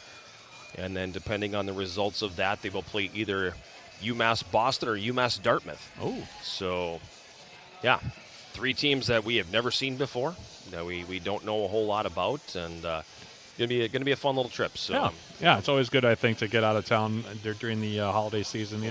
You know, you want to spend that time with your family as much as you can, but still a good opportunity for the guys. I mean, they haven't been out to the East Coast since a couple of years ago when the megastorm happened. 2019. Yeah, that was the Thanksgiving storm that snowed in just about everybody up here. We ended up getting about 30 inches of snow on that trip. The guys got stranded, and you were stranded right along with them. That was really something. That was really something. Like, I was getting ready to grab my bags from, you know, because I'm like a 5-minute drive from the rink to my house. Right. And I'm going, that's it. I'm out of here. Hoofing it. Yeah, I'm hoofing it. I'll come back and get my truck some other time. And right as I was getting ready to leave the building, the plows showed up. Yeah. And it was really funny because we get back to the rink or try to get back to the rink. Yeah, that would the operative word there was try. Yep. Yeah. And so we phone campus security or the university police. Right, yeah. And say, so we have a situation. Yeah. Yeah. And we're back. And they were like, oh, the parking lot. You got it, the parking lot. Yeah, the parking lot. You all forgot to Richard McKenna's, you all forgot to plow the parking lot. Coach McKenna's car was an unfortunate casualty in that event. It had it wasn't even a car at that point. It was a snowbank. Yeah, it was a snowbank with an antenna. Yeah, a snowbank with an antenna. You sent me the photo. It was actually quite something. I don't think I've ever seen and Coach McKenna's car is not the biggest car in the world. No, it's tiny. Yeah, it's tiny. I mean, if you painted it red and wrote Coca-Cola on the side of it. It's a soda can. But that was really something. That was. But hopefully, you will have better weather on the way back. Yes, that's what we're hoping for. I don't want to have to get to Rice Lake or Spooner and all of a sudden start seeing snowbanks that are as tall as my shoulders. Yeah, that's what we came home to on that one. That storm, by the way, ended up putting off sporting events for about a week. Yep. So that was how bad that one was. Yep. All around the area. So, yeah, that was not fun. I didn't envy you. I remember you. Everything was fine up until Rice Lake, and then it wasn't so fun anymore. Boom. Yeah. So at any rate, that'll be coming up after the new year, so a couple of weeks off here. Meanwhile, out-of-town scoreboard, we have a final from earlier today across the bridge at St. Scholastica.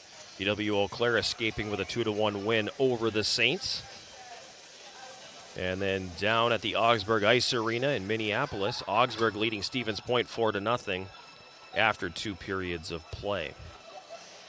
Yellow Jacket women's basketball was in action tonight. They were on the road at Viterbo, and they fall by 19, 72-53. Yellow Jackets were led by Katie Dobson, who had 15 points, while Elise Bessinen had 12.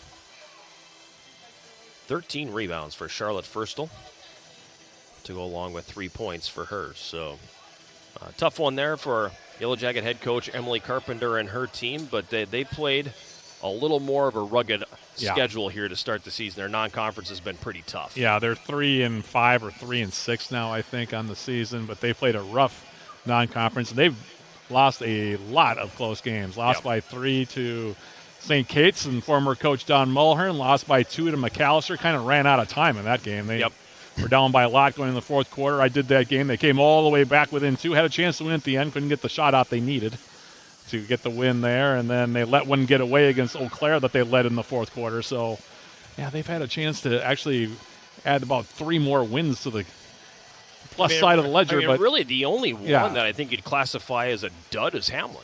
Yeah, the Hamlin game was not good. That was the one game, I think, where Coach Emily Carpenter was pretty disappointed with what she saw from the team. There really was not a pushback in that game, and that really disappointed her. But even the game against Stout, they got down by 20 in the first quarter, and you thought, oh, boy.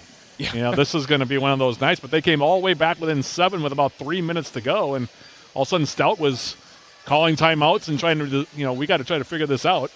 And they ended up losing that game by 13 thanks to a bunch of free throws at the end of the game. But that was a nice performance as well. So they really haven't had too many games where, like you said, they played a full dud, where the one game I think would definitely be Hamlin. So they've had a lot of close losses. Men have too. They've lost 4 in a row, and they've played some very tough games. Yeah, they've had a rugged schedule too. Yeah, very tough. There's no, they're not hiding from anybody. Oh, no. They lost in overtime to Eau Claire, another game that they probably feel they maybe could have done better in. And, it's been one of those runs here where results have been hard to come by. But again, the reason why Coach Polkowski and Coach Carpenter schedule the way they do is to get ready for the conference season, which, of course, will start up very early in the second half after we get done with the holiday season. The Yellow Jackets, both the men and the women, will be back home on January 8th. That'll be our next broadcast of men's and women's basketball here at 91.3 FM, by the way. My partner, John Garver, stepping out for a second as the puck is dropped to begin the third period.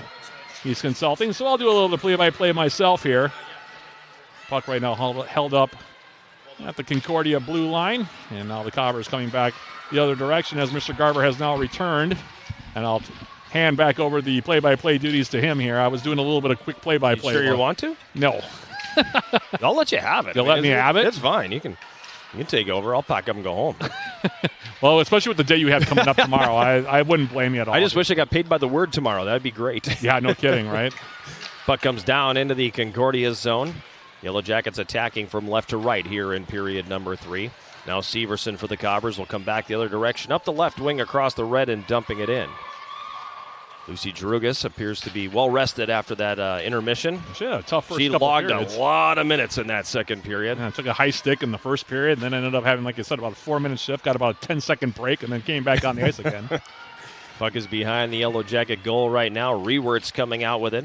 She'll throw it ahead at center. Garner gets a stick on it. That's going to get up on end and roll, but icing waved off as Coase wins the race to the puck. Wraparound attempt at the right side of the goal. That's not going to pop.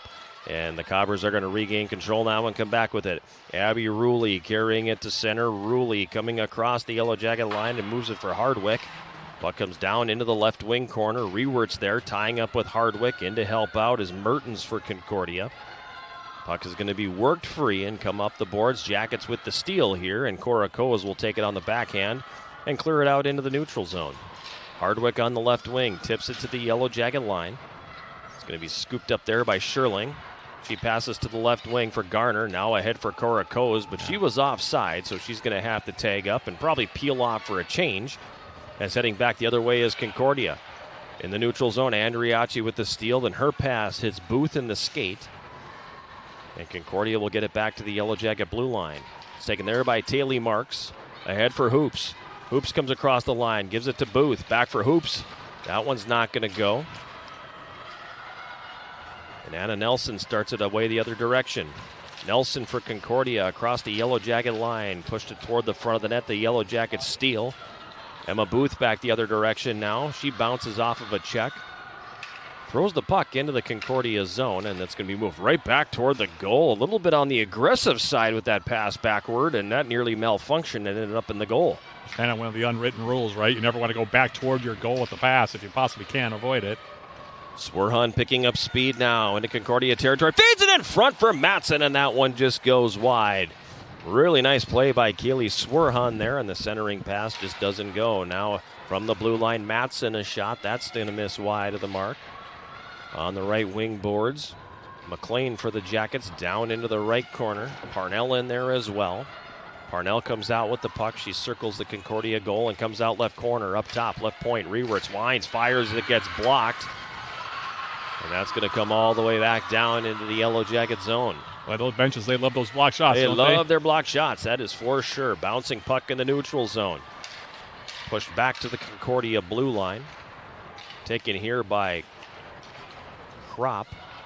She'll slide that one over. Now there's a steal by Coes. Tried to dump it in, whiffed on the first one, stays with it, and she'll dump that one down into Concordia territory.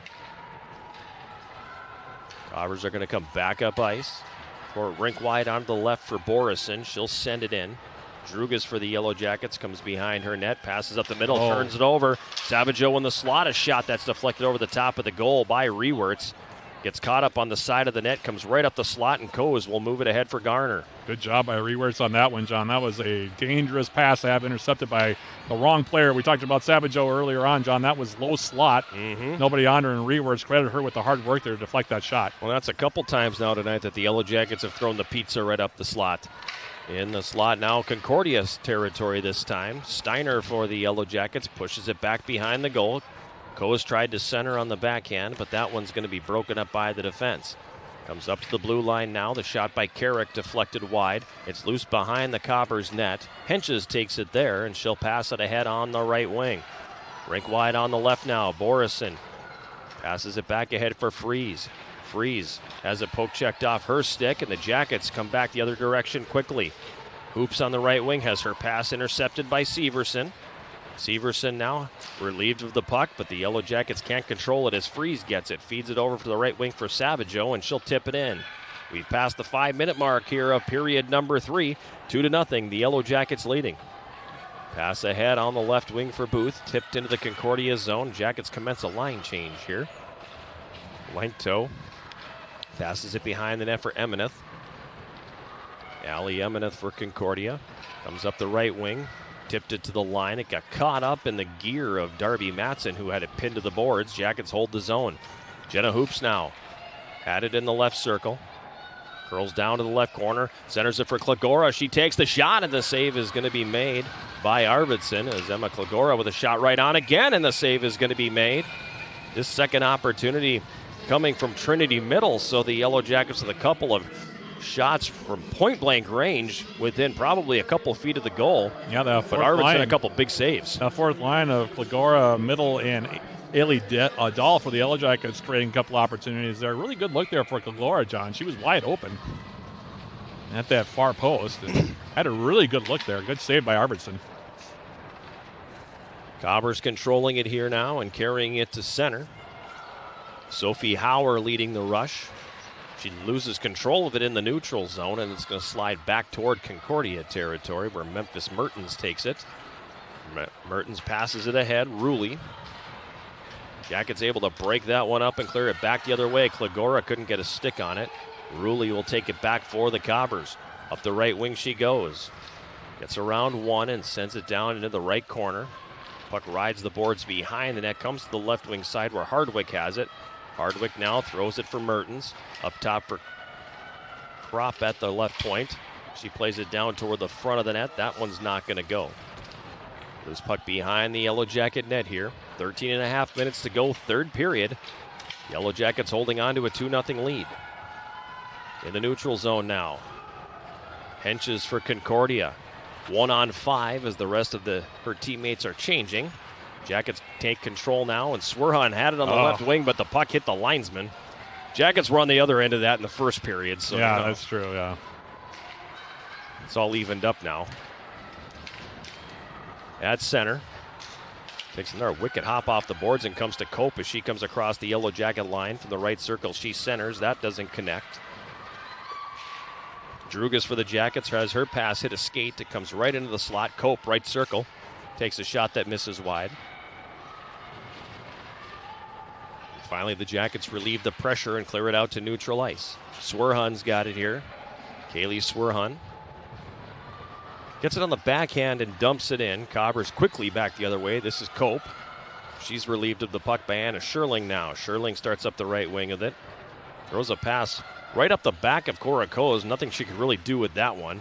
No icing on the play as Coes was able to get the puck behind the goal. Now Scherling from the right wing side tried to center. She gets it back, throws it toward the net. It's blocked.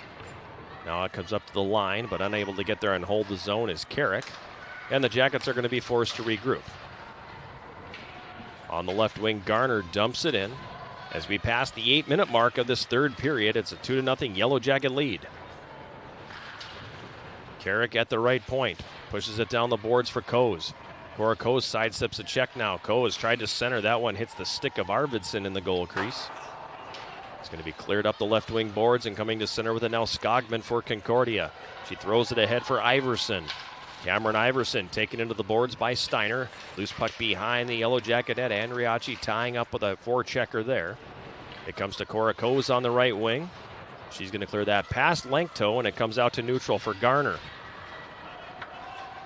Garner, the most recent goal scorer in the game. That one coming in the final minute of the second period. Giving the Yellow Jackets a little bit of breathing room here. They lead 2-0 with just over 11 minutes to play. Yeah, a big goal, too, it was, John, right now. So far here in period number 3, through the first nearly 9 minutes, 8 minutes and 49 seconds. Just one shot on goal for the Cobbers. Complete change from what we saw in the first 10 minutes of period number 2. So UWS right now really kind of closing things up a little bit defensively, really making it hard for Concordia to get shots on goal. In the neutral zone, the Yellow Jackets' Jenna Hoops got it. Tries to draw the penalty call. The arms will stay down and play continuing on here. As we pass the 9-minute mark of this third period, 2-0 Yellow Jackets. Marks for Hoops, feeds it across for Booth. The shot, and that one was blocked. Never did get all the way to the net. Really nice three-way passing there by the Yellow Jackets as they bid for the third of the game. There's a little smidge of interference behind the net. Sends Emma Booth flying, but the puck goes the other direction and play continuing on. Concordia is going to be whistled for an icing call, and that'll bring the face-off all the way back down the ice. Referee Kevin Kangas heading over to the Concordia bench to tell the appropriate players you need to stay on the ice here. A tired group on the ice for Concordia. Face-off coming here to the right of goaltender Ashley Arvidsson. Our fourth line for the Yellow Jackets out there again here, John. We'll see what they can do here. They've had the best chances of the third period. Drugas at the left point has her shot blocked. It's going to carry him out to neutral ice. Eiley Dahl battling for it there. Dahl, a native of Beaumont, Alberta, which just happens to be the current residence of former Yellow Jacket men's hockey player Jay Stewart. Oh, that's a good tidbit there, John. Stewie recently inducted into the Fort McMurray Hockey Hall of Fame. Oh, congratulations to him. He and his brother Bobby, who are both national champions. Stewie here in 2002 and his brother Bobby in '99 at Maine. And that's pretty good pedigree right there. Not too shabby. Yeah, not bad at all. In the neutral zone now. Up the right wing, McLean has it taken away from her as she wanted to carry it down to the corner, and the Cobbers clear it back the other way. Emineth for Concordia. Plays that one back for Lenkto, and she passes up the right wing for Mertens. Mertens knocked off the play by Swerhan. And the Yellow Jackets will clear. Emineth has it again. Passes it ahead at center. Jackets intercept. And it's going to be carried across the Concordia line by Sherling. It's poke-checked off her stick. She gets it back. Sherling now, right circle. Sends that one down low. Picks it up herself. Sherling knocked off her skates, and play continuing on. How many of those have we seen tonight, We've John? seen a lot. I Yeah. mean, if you're going to put the whistles away and let the teams decide it, okay. Now Sherling in the right wing corner. And they're not going to call They're that not one gonna either. call that one either. Sherling kind of retaliated there almost. Yep. Play continuing on. Sherling on the right wing. And she took down Allie Emineth, John, and like you said, we play on. We keep on going here. 8.5 to go, third period. 2-0 Yellow Jackets. Puck comes across the Yellow Jacket line. Broken up there by Darby Matson and cleared. Don't mind that as long as they keep it consistent. Keep it consistent. That's all that anybody's asking for.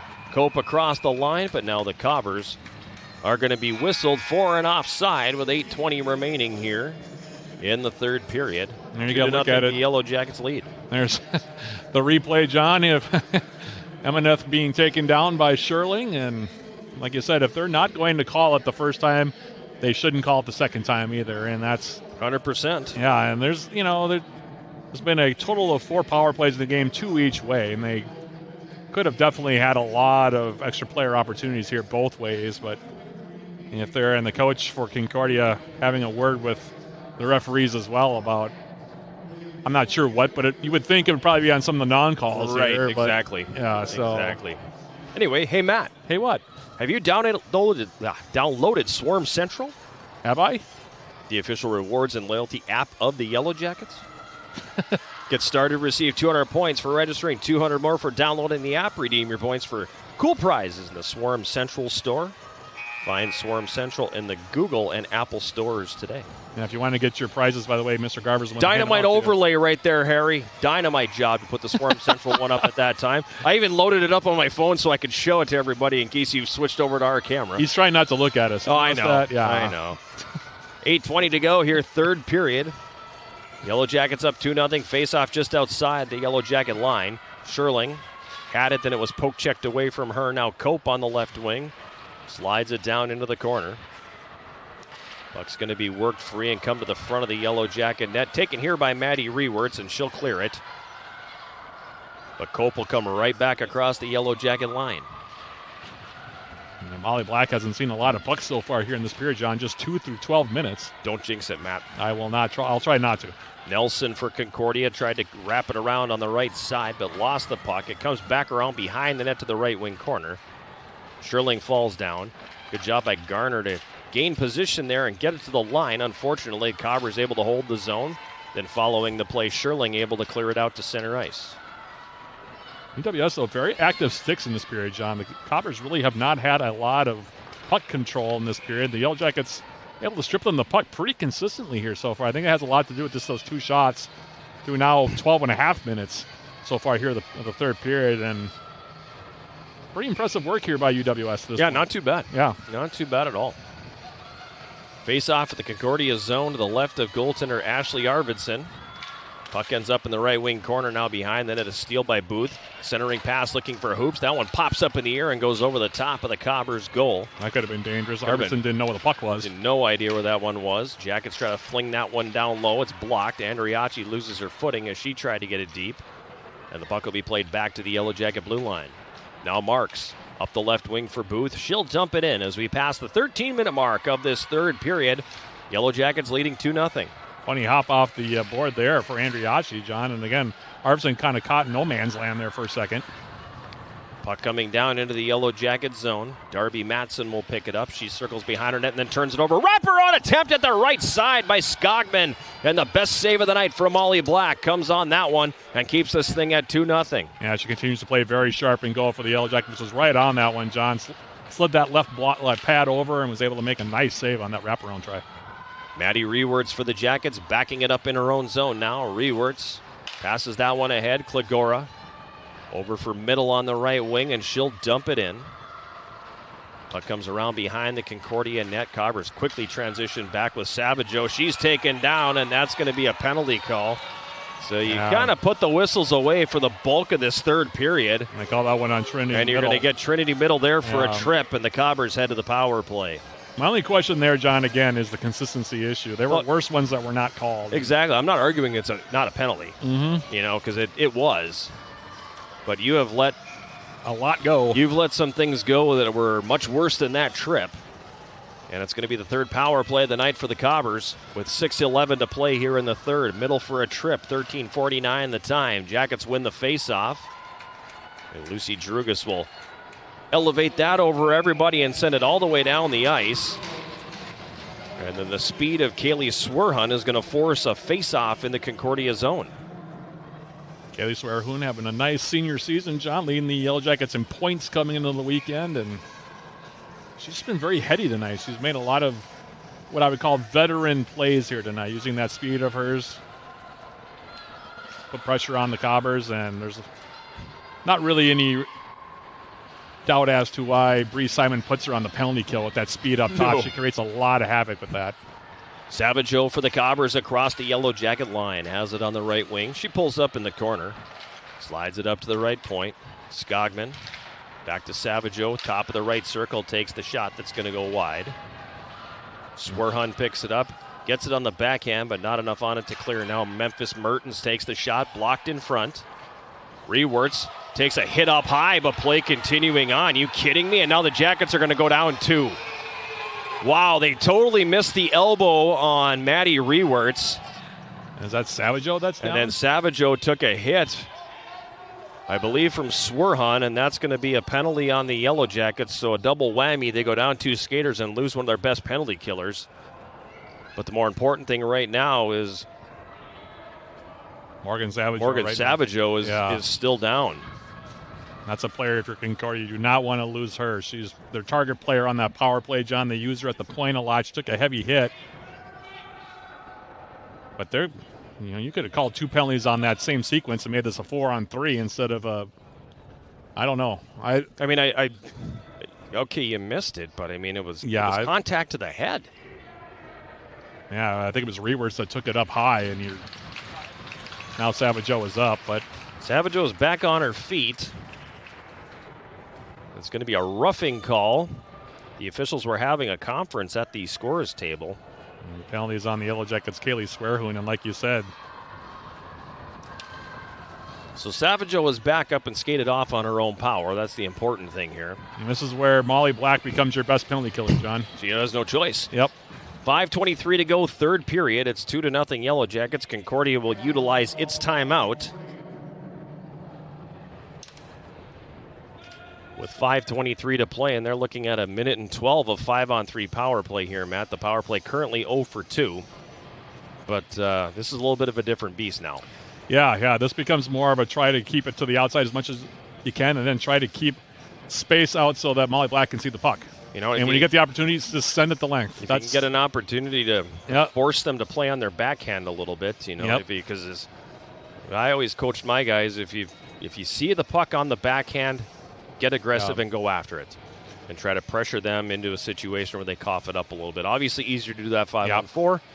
When you're 5-on-3, you have to be a little more conservative, but at any rate. Other than that, like I said, try to clear out as much space as you can so Molly Black can see the puck. That's the other thing you got to do.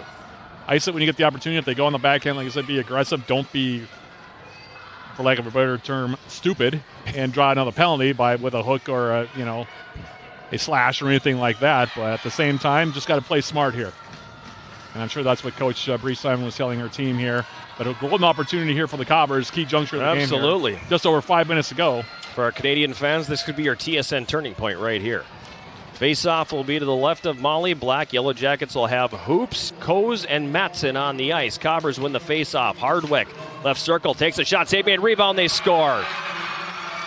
Power play goal for the Cobbers, and it didn't take long, only 8 seconds. And the bad news is they scored. The worst news is they're still on the power play. So they'll have 1:53 remaining on a 5-on-4 now. Looks like it's going to be Abby Ruley who got the goal. That'll be her third of the season. Hardwick will get one of the assists. We'll see if there's another. 14:45 of the third period is the time. Got a whole new ball game here, folks. Buckle up. This is about to get real interesting. Jackets win the face-off and send it all the way down the ice. We await the official scoring announcement from public address announcer Mark Fleischer. The power play goal. Never mind. Power play goal for Concordia was number 7, Abby Ruley. She got assists from number 4, Abby Hardwick, and number 17, Kaylin Cope. There you go. Hardwick and Cope the assists. Yellow Jackets now shorthanded, starting up the right side. Garner across the Concordia line takes a shot. It got blocked. Came right back to where the shot and the save is made by Arvidsson. Puck was still loose. Garner was a little bit tied up and couldn't get a stick on it. Then she gets pushed to the ice. That's one area where Kaylin Garner seems to really excel, John, is on the odd player rushes. When she gets a 3-on-2 or 2-on-1, that's when she's at her best. And she cut inside. Nice move there and got a wicked wrist shot off. She's very shifty. Yeah. Very shifty, and she's quick enough where she doesn't need much of a gap to be able to change direction quickly and get away from a checker. And she's a good player to release, like I said, on an odd player rush up the ice. And should also be mentioned here, John, Concordia doesn't have a timeout left now, so that's a big deal here. Or it could be a big deal. We still have plenty of time in the game. Got to fake an injury. Somebody get hurt for a minute. Ooh, Jackets get away with one there as Anna Scherling takes a player down. The shot taken by Garner is going to miss wide. That should have been a penalty there on Anna Scherling. Yes, it should have. They haven't caught a lot along the boards tonight. No. That's one of the things I've noticed here. 45 seconds left in the minor penalty to Swerhun. 4 minutes to play here, third period. Jackets up a goal at 2-1. Carrying it to center is Savageau. Savageau across the Yellow Jacket line. Savageau right circle takes the shot. Black the save. No rebound. Then Memphis Mertens comes in and blows a little snow on Molly Black. Yeah, Matt Reavers took exception to that. Doesn't like that at all. Yep. And we're going to get a face-off here in the Yellow Jacket zone with 30 seconds left in the power play for the Cobbers. 3:52 to go here now, third period. Jackets clinging to a 2-1 lead. Face-off is controlled here by the Cobbers. Mertens with a shot. It's blocked. Parnell able to muscle that one out into the neutral zone. Skogman for Concordia. That pass ahead is going to be broken up by Coase and deflected up into the Yellow Jacket bench. And we'll get a face-off here in the neutral zone. Probably not a bad idea to have Ashton Parnell out there, one of your quicker players as well, especially with Swerhoon in the box. And she doesn't have the pure speed that Swerhoon has, but she's pretty quick. Create some havoc up on top here. Not a bad coaching move there. Face-off controlled here by the Jackets. Darby Matson clears it to the neutral zone. Cobbers, Emineth has it at center ice. Carries it all the way over to the right wing. Crosses the Yellow Jacket line, gets around Matson. Centers it now for the right circle. A shot, that one goes off the post. Cobbers celebrating like they scored it, but it goes off the post. Referee waves it off. We play on. Now the puck comes up to Cope on the left wing side. Yellow Jackets, McLean able to clear it to center. Swerhun back on the ice, by the way, so the Yellow Jackets have killed the second one off. But damage done here as the Cobbers strike during the 5-on-3. Cora Coase for the Jackets. Try to pitchfork that up the right wing board. It's broken up by Cope. It does eventually come to neutral ice, and then Lankto dumps it back in on goal, forcing Molly Black to make the save. Emma Booth will start up ice. Booth gets it to the red line and chips it in. Booth and Hoops both give chase. The referee blocks the clearing attempt, but the second one does come out of the zone now, and Hardwick back the other way. Hardwick takes down Lucy Drugas, and it's going to be a penalty on Concordia with 2:29 to play. Does that make up for the one that she It didn't kind of get? does make up for it, I think, because of the timing of this one. Yeah, I got the stick up. It's going to be a cross check. Got her right up in the neck area, John, and they're going to call that every time. Yeah, you have no choice but to call that one. So with 2:29 to play in regulation time, the Jackets heading to the power play for the third time tonight. And again, one of those TSN turning points, John, of the game. There you go. Yeah, there you go. It's a 5-on-4 now. Third power play for the Yellow Jackets, but that's interesting how the referees have called this game. That one's pretty much a no-doubter. Yeah, I don't think that. You have to call it just like the previous one. You have to call it. Yeah. Garner, top of the right circle now, pressured hard. Slides it over to the left point. Coe's stick handles. Tried to force that one through. It got blocked. Sherling in the left corner. Threw that one back up the middle. It's going to split the D and come all the way down the ice. This power play sponsored by Superior Water, Light, and Power. As Coes will retreat behind her own net. Garner will pick it up and carry on the left wing. Garner picking up speed. Gets around one. Loses the puck. Cobbers regain control now, and they'll send it all the way down the ice. Anna Nelson for Concordia pressuring Coes behind the net. Now Coes will retreat again. Pass it ahead on the right wing. McLean comes off the boards. Gets all the way over to the left wing side now, and she'll come into the Concordia zone. McLean bullies her way through a defender. Loses the puck, however. Jackets get it back with Booth. To Sherling, who walks off the boards, has it left circle, now in the slot, takes a shot, and she missed it high. Parnell on the right wing. 45 to go in the power play. Shot from the right circle, the save made by Arvidsson. Now Parnell again on the right wing. Stick handling, has it poke checked off her stick. Concordia's Nelson picks it up, slides it rink wide to the right wing, and the Cobbers go to clear and put it up into their bench. 32 seconds left in the Yellow Jacket power play, but more importantly, 1:01 to go here in this third period. It's almost a situation, John, where the Yellow Jackets don't necessarily have to score. You just want to be real smart with the puck and not make it. Just take care of the puck at this point. You don't have to score any more goals. And the longer you keep them in this end, right? Yeah, exactly. The longer that goaltender has to stay in. Minute to go here in the third period. Yellow Jackets up a goal. Parnell at the right point. Slides it down the boards for Swerhan. Now her pass intercepted. Parnell able to hold the zone for a moment, but now the Cobbers do clear it out to center ice. At the Yellow Jacket blue line, Rewerts over to the right wing for Parnell. All the way back over to the left side now, Parnell. Across the Concordia line, she dumps it in hard around the boards. On the right wing side, Hoops pushes that one down to the corner. Final seconds will tick off the power play here. And coming out with it is Hoops. Up now to the right point. Shot tipped in front by Swerhan, and that just goes wide of the net. Now in the left wing corner, Swerhan falling down, loses the puck, but the Jackets and Riachi gets it back. Clearing attempt held in again at the left point by Rewerts with 10 seconds to go here in the third. Cobbers are going to clear that one up ice. Comes to the Yellow Jacket blue line. And Taylor Marks is smartly going to carry it all the way back behind her net and run the clock out. And the horn sounds, bringing this one to a close. The Yellow Jackets will put that 4-game winless streak to bed with a narrow 2-1 victory here tonight over Concordia College at Westman Arena. We're going to take a quick timeout, and we will come back with the postgame show sponsored by Synovus Energy right after this. This is Yellow Jacket Hockey on 91.3 KUWS Superior and Yellow Jacket TV, an affiliate of the WIAC Network.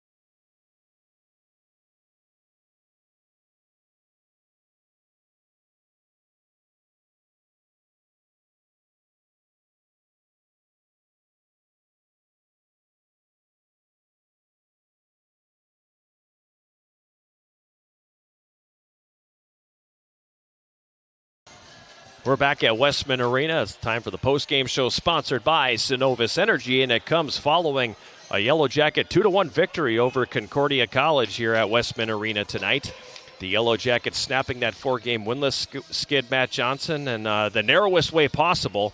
But all in all, pretty good effort from the Jackets here tonight. Yeah, it was a pretty defensive hockey game, I would say, across the board. I mean, there were a few, I think, stretches where there was a lot of offense each way. Both teams had some good looks at goal, but this was anything but an offensive showcase of a game, I think. You would probably have to say this was a pretty hard-fought, tight-nosed, or a hard-nosed battle, I should say, between two teams just looking for a win here. And pretty well, I think, they matched up pretty well tonight, I thought. I thought it was a pretty even hockey game for the most part.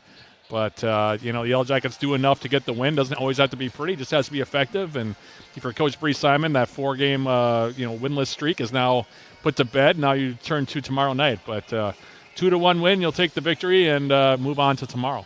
Let's jump into our post-game summary here. The Yellow Jackets opening the scoring at 12:34 of the opening period. Stacy Steiner getting her first collegiate goal. It was I think kind of caught people off guard.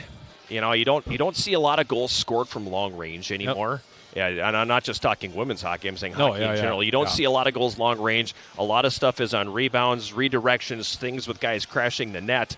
This one, coming out from the left point, gets straight through. I felt like kind of one of those situations. Wayne Gretzky always said you miss 100% of the shots you don't take. That was kind of this kind of goal. It was one of those where she just kind of, from the left side, had a lane toward the goal, had to look at it from just inside the blue line and just let it fly.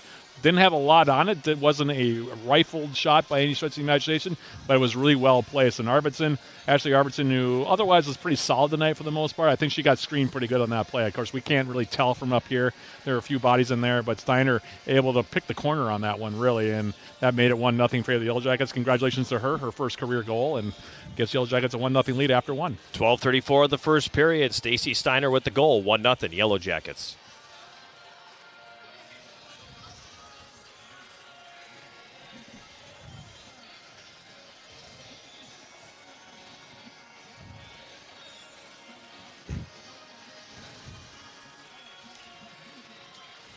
Gabby Andriacci got the assist, and it was 1-0 Yellow Jackets after one. Shots on goal in the first period favoring Concordia at 10-4, and we talked about it over the course of that first period, Matt. When she scored that goal, the shots were 4-2 Yellow Jackets, so Concordia finishing the period with a flourish. Yeah, they did, and they actually got the next 12 shots in a row, I think it was at one point. They continued that momentum over in the early parts of the second period.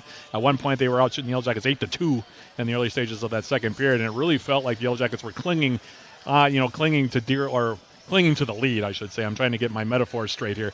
But, it was 18-6 the shots were in that first 10 minutes. The Yellow Jackets were all bottled up in their own end of the ice, and we thought, things not going real well. But the Jackets kind of weathered the storm. Molly Black played really well in goal.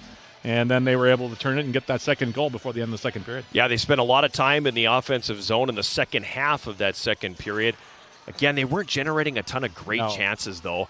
But unexpectedly, again, I think it was a goal that caught everybody off guard. Concordia disputed it a little bit from our angle up here. Yeah, to me, there was no doubt about it. That thing went in the net. Goal judge turned the light on, and with only 38 seconds to go in period number 2, the Yellow Jackets stretched that lead to 2-0.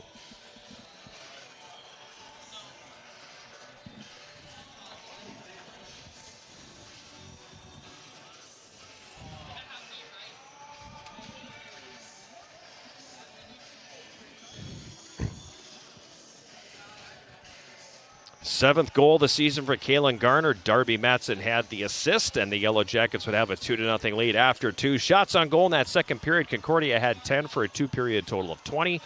Yellow Jackets had 9 for a 2-period total of 13. Then in the third period, it seemed like things flipped a little bit because the Jackets came out. They had the territorial advantage early. They had the time in the offensive zone. They weren't generating a ton of shots, but when you're up 2-0, you don't have to. No. You're more or less just trying to run the clock out and keep them pinned in their own zone. Now, they played a very defensively, I thought, smart period in that third period for the most part. They were able to close the gap a little bit. Concordia really didn't get any clean possession of the puck there for quite a while.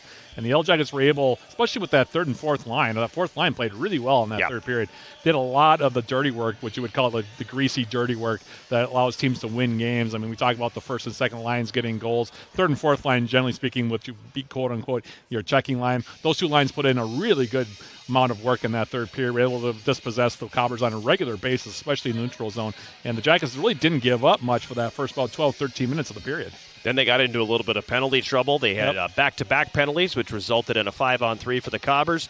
And they converted just 8 seconds into that 5-on-3. Abby really scoring her third. Abby Hardwick and Taylon Cope getting the assists. And at 14:45, the time of the goal, so 5:15 to play in regulation. It's a whole new ballgame now. It's 2-1, and the Cobbers still have the power play. Yeah, exactly. And you thought maybe, again, the Cobbers would be able to, tilt the ice some more, maybe possibly get that tying goal. Yellow Jackets did a nice job, though, keeping everything again to the outside. Molly Black didn't really have too many hard saves to make over that last, minutes of that second power play. And the Jackets leading it, 2-1. We're able to kind of weather the storm again there, and we're able to move the puck up the ice, kind of settle things down a little bit. Then the Yellow Jackets, in the closing minutes, get a power play of their own. And you said it perfectly, Matt. You don't need to score a goal there. You're more of the idea is just take care of the puck. Yeah, and the Yellow Jackets able to get a cross-checking penalty against the Cobbers. And that really, I think, was kind of the big play of the game. Unfortunately, you don't like it when a penalty call is really the key moment of the game. But with 2.5 minutes left, that's a killer of a penalty. Yeah. If you're Concordia. Because now you've got 30 seconds. You've already used your timeout. Use it on the 5-on-3. So now even then, if the puck, it would be up to the Yellow Jackets to actually stop the clock then.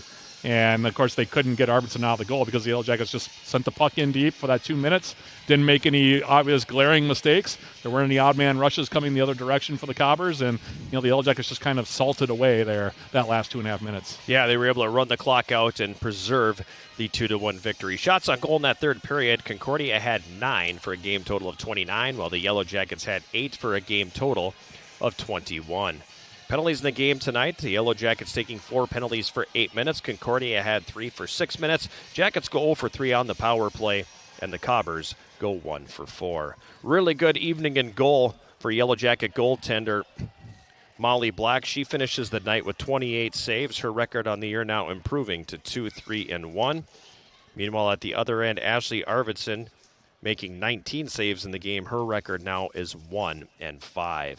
Yellow Jackets on the season will improve to 5-6-2 overall. Meanwhile, Concordia will drop to 1-6. Final score here tonight is the Yellow Jackets, the 2-1 win over Concordia. We'll take one more break, come back and wrap it up from Westman Arena right after this. This is Yellow Jacket Hockey on 91.3 KUWS Superior and Yellow Jacket TV, an affiliate of the WIAC Network.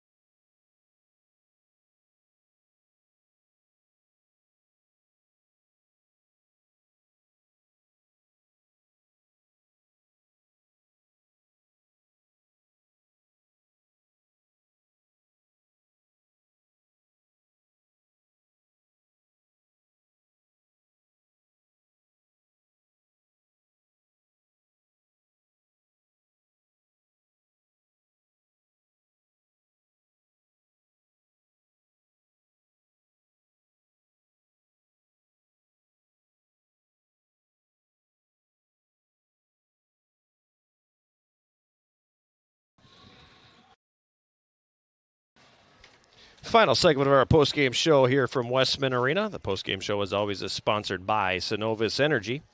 Take a quick look at the out-of-town scoreboard here around the WIAC on the women's hockey side. A final from earlier tonight. UW-Eau Claire across the bridge at Mars Lakeview Arena, defeating St. Scholastica 2-1, and then Augsburg not having any difficulty at all with UW Stevens Point tonight. Final score in that one was 6-0. WIAC's schedule for tomorrow is Game 2 of the series between the Yellow Jackets and Concordia. That'll be 2 p.m. here. More on that in a moment. Augsburg will be on the road at the Hobbs Ice Arena in Eau Claire. 2 o'clock start in that one, and then UW Stevens Point will head to St. Norbert tomorrow for a 4 o'clock face-off there. That game... Wow, so Stevens Point is in the Twin Cities tonight playing Augsburg, and they have to go all the way to Green Bay tomorrow. Ooh. That's a trek. Yeah, that's a lot of that's a lot of movies on the bus. Yeah, it is. A lot of movies on the bus. So that is the full schedule for the WIAC women's side tomorrow. We mentioned earlier that the Yellow Jacket women's basketball team falling 72-59 tonight to Viterbo as well, and then a full slate of games happening tomorrow. Yeah, it's going to be a busy one. Do you know them off the top of your head? Oh, I don't. I know track and field. I'll bring the calendar up here. Yeah, track and field is over at St. Scholastica for the opener, even though for the Jackets it's not the opener. They opened last weekend at that's the wrong weekend, John. There it is right here. Yes, they are. It's the CSS Early Bird. That's right. It's not the opener anymore. 11 a.m. 11 a.m. start over at St. Scholastica. Women's basketball at Luther. Women's basketball on the road at Luther, a 2 o'clock tip tomorrow. Men's basketball at Bona Vista, 3 o'clock tip. Yeah, it's a nice long road trip down there, by the way. An interesting building down there. I've broadcasted from that gym. It's a classic old field house. Oh, cool. Look, yeah, it's a very interesting location, but that's a long drive. That's about a 7-8 hour drive. So both of the basketball teams will get to know Northern Iowa a little bit tomorrow, and then men's hockey on the road at Northland tomorrow, a 7 o'clock face-off. That one will be broadcast live on KUWS. But the other game going on, we'll touch on that in a moment. Before we sign off here, the 3 stars. 3 stars of the game. I think, if you're the Yellow Jackets, all 3 players, I think, made huge plays tonight, and you can't really argue with any of them, I don't think. My number 3 star is going to be Stacey Steiner getting her first career goal. Whenever you get that first goal, it always opens things up, right? Because teams usually play a little bit close to the vest in the beginning of the game, trying to feel each other out, but Steiner gets the first goal, her first career goal, too. Mm-hmm. And it was a big one. Yeah, it gave the Yellow Jackets a 1-0 lead. Concordia, like you said, put a lot of pressure on after that, but, boy, again, without that first goal, you can't win without scoring. And right. Stacey Steiner gets her first career goal. Congratulations to her. She's our number 3 star for tonight. Okay. Number 2 star, I'm going to give it to Kaylin Garner getting the game winner. You can't really argue with that one either. Nope. It was a huge play in the game because it was a little bit, a bit of nail biter there, a little bit nip and tuck for that first about 18, 19 minutes of that second period. Concordia had a lot of possession going on there, and Kaylin Gardner really good on the odd player rushes. We were talking about that as the third period went on. That's where she really excels. She got another one. Darby Matson just kind of flinging the puck out of the zone. I mean, that was really all she was trying to do there. But Kaylin Gardner, give her credit. She came in on that left side, had a good look, and she just rifled that thing. I mean, we think it's a goal. We know that there was some dispute about that. The light went on. We'll trust Jerry Moe. You can't take it away now. So. Yeah, exactly. But it looked like it went in from our vantage point. But what a shot. Her 7th goal of the season, leading the team this year in goals. Yep. And it ends up being the game winner. She's our 2nd star. And then the number 1 star for me in the game, Molly Black. Yep. Can't really argue with that one either. She was really good tonight. 28 saves. Yeah, and the only goal she gave up was on a 5-on-3 where, it was... She stopped the first one. Yeah, she stopped the initial shot. Her rebound control was excellent tonight. She really did a nice job there. Saw the puck really well throughout the game. I don't really think there were too many shots that really had her fooled at all. In fact, she looked like she was very composed throughout the night. So, Molly Black, congratulations to her. She's our number 1 star for the evening. Okay, so the number 3 star tonight, Stacey Steiner. Number 2, Kaylin Garner. And the number 1 star is Molly Black. Our next Yellow Jacket women's hockey broadcast is coming your way not too long from now. 2 o'clock face-off tomorrow afternoon here at Westman Arena. A 1:45 pregame show, Game 2 of that series between the Yellow Jackets and the Cobbers. You can hear it live on 91.3 KUWS or watch it live on Yellow Jacket TV. Chris Allen was our engineer back in the studio on KUWS. Harrison Law was pushing the buttons up here for Yellow Jacket TV. For Harrison Law, for Chris Allen, for the Big Sound Matt Johnson, I am John Garver, thanking them and thanking you for tuning us in on this Friday evening, and hope you'll join us tomorrow afternoon as the Yellow Jackets go for the sweep against the Cobbers at 2 p.m. Thank you very much for joining us tonight, and good night from Westman Arena.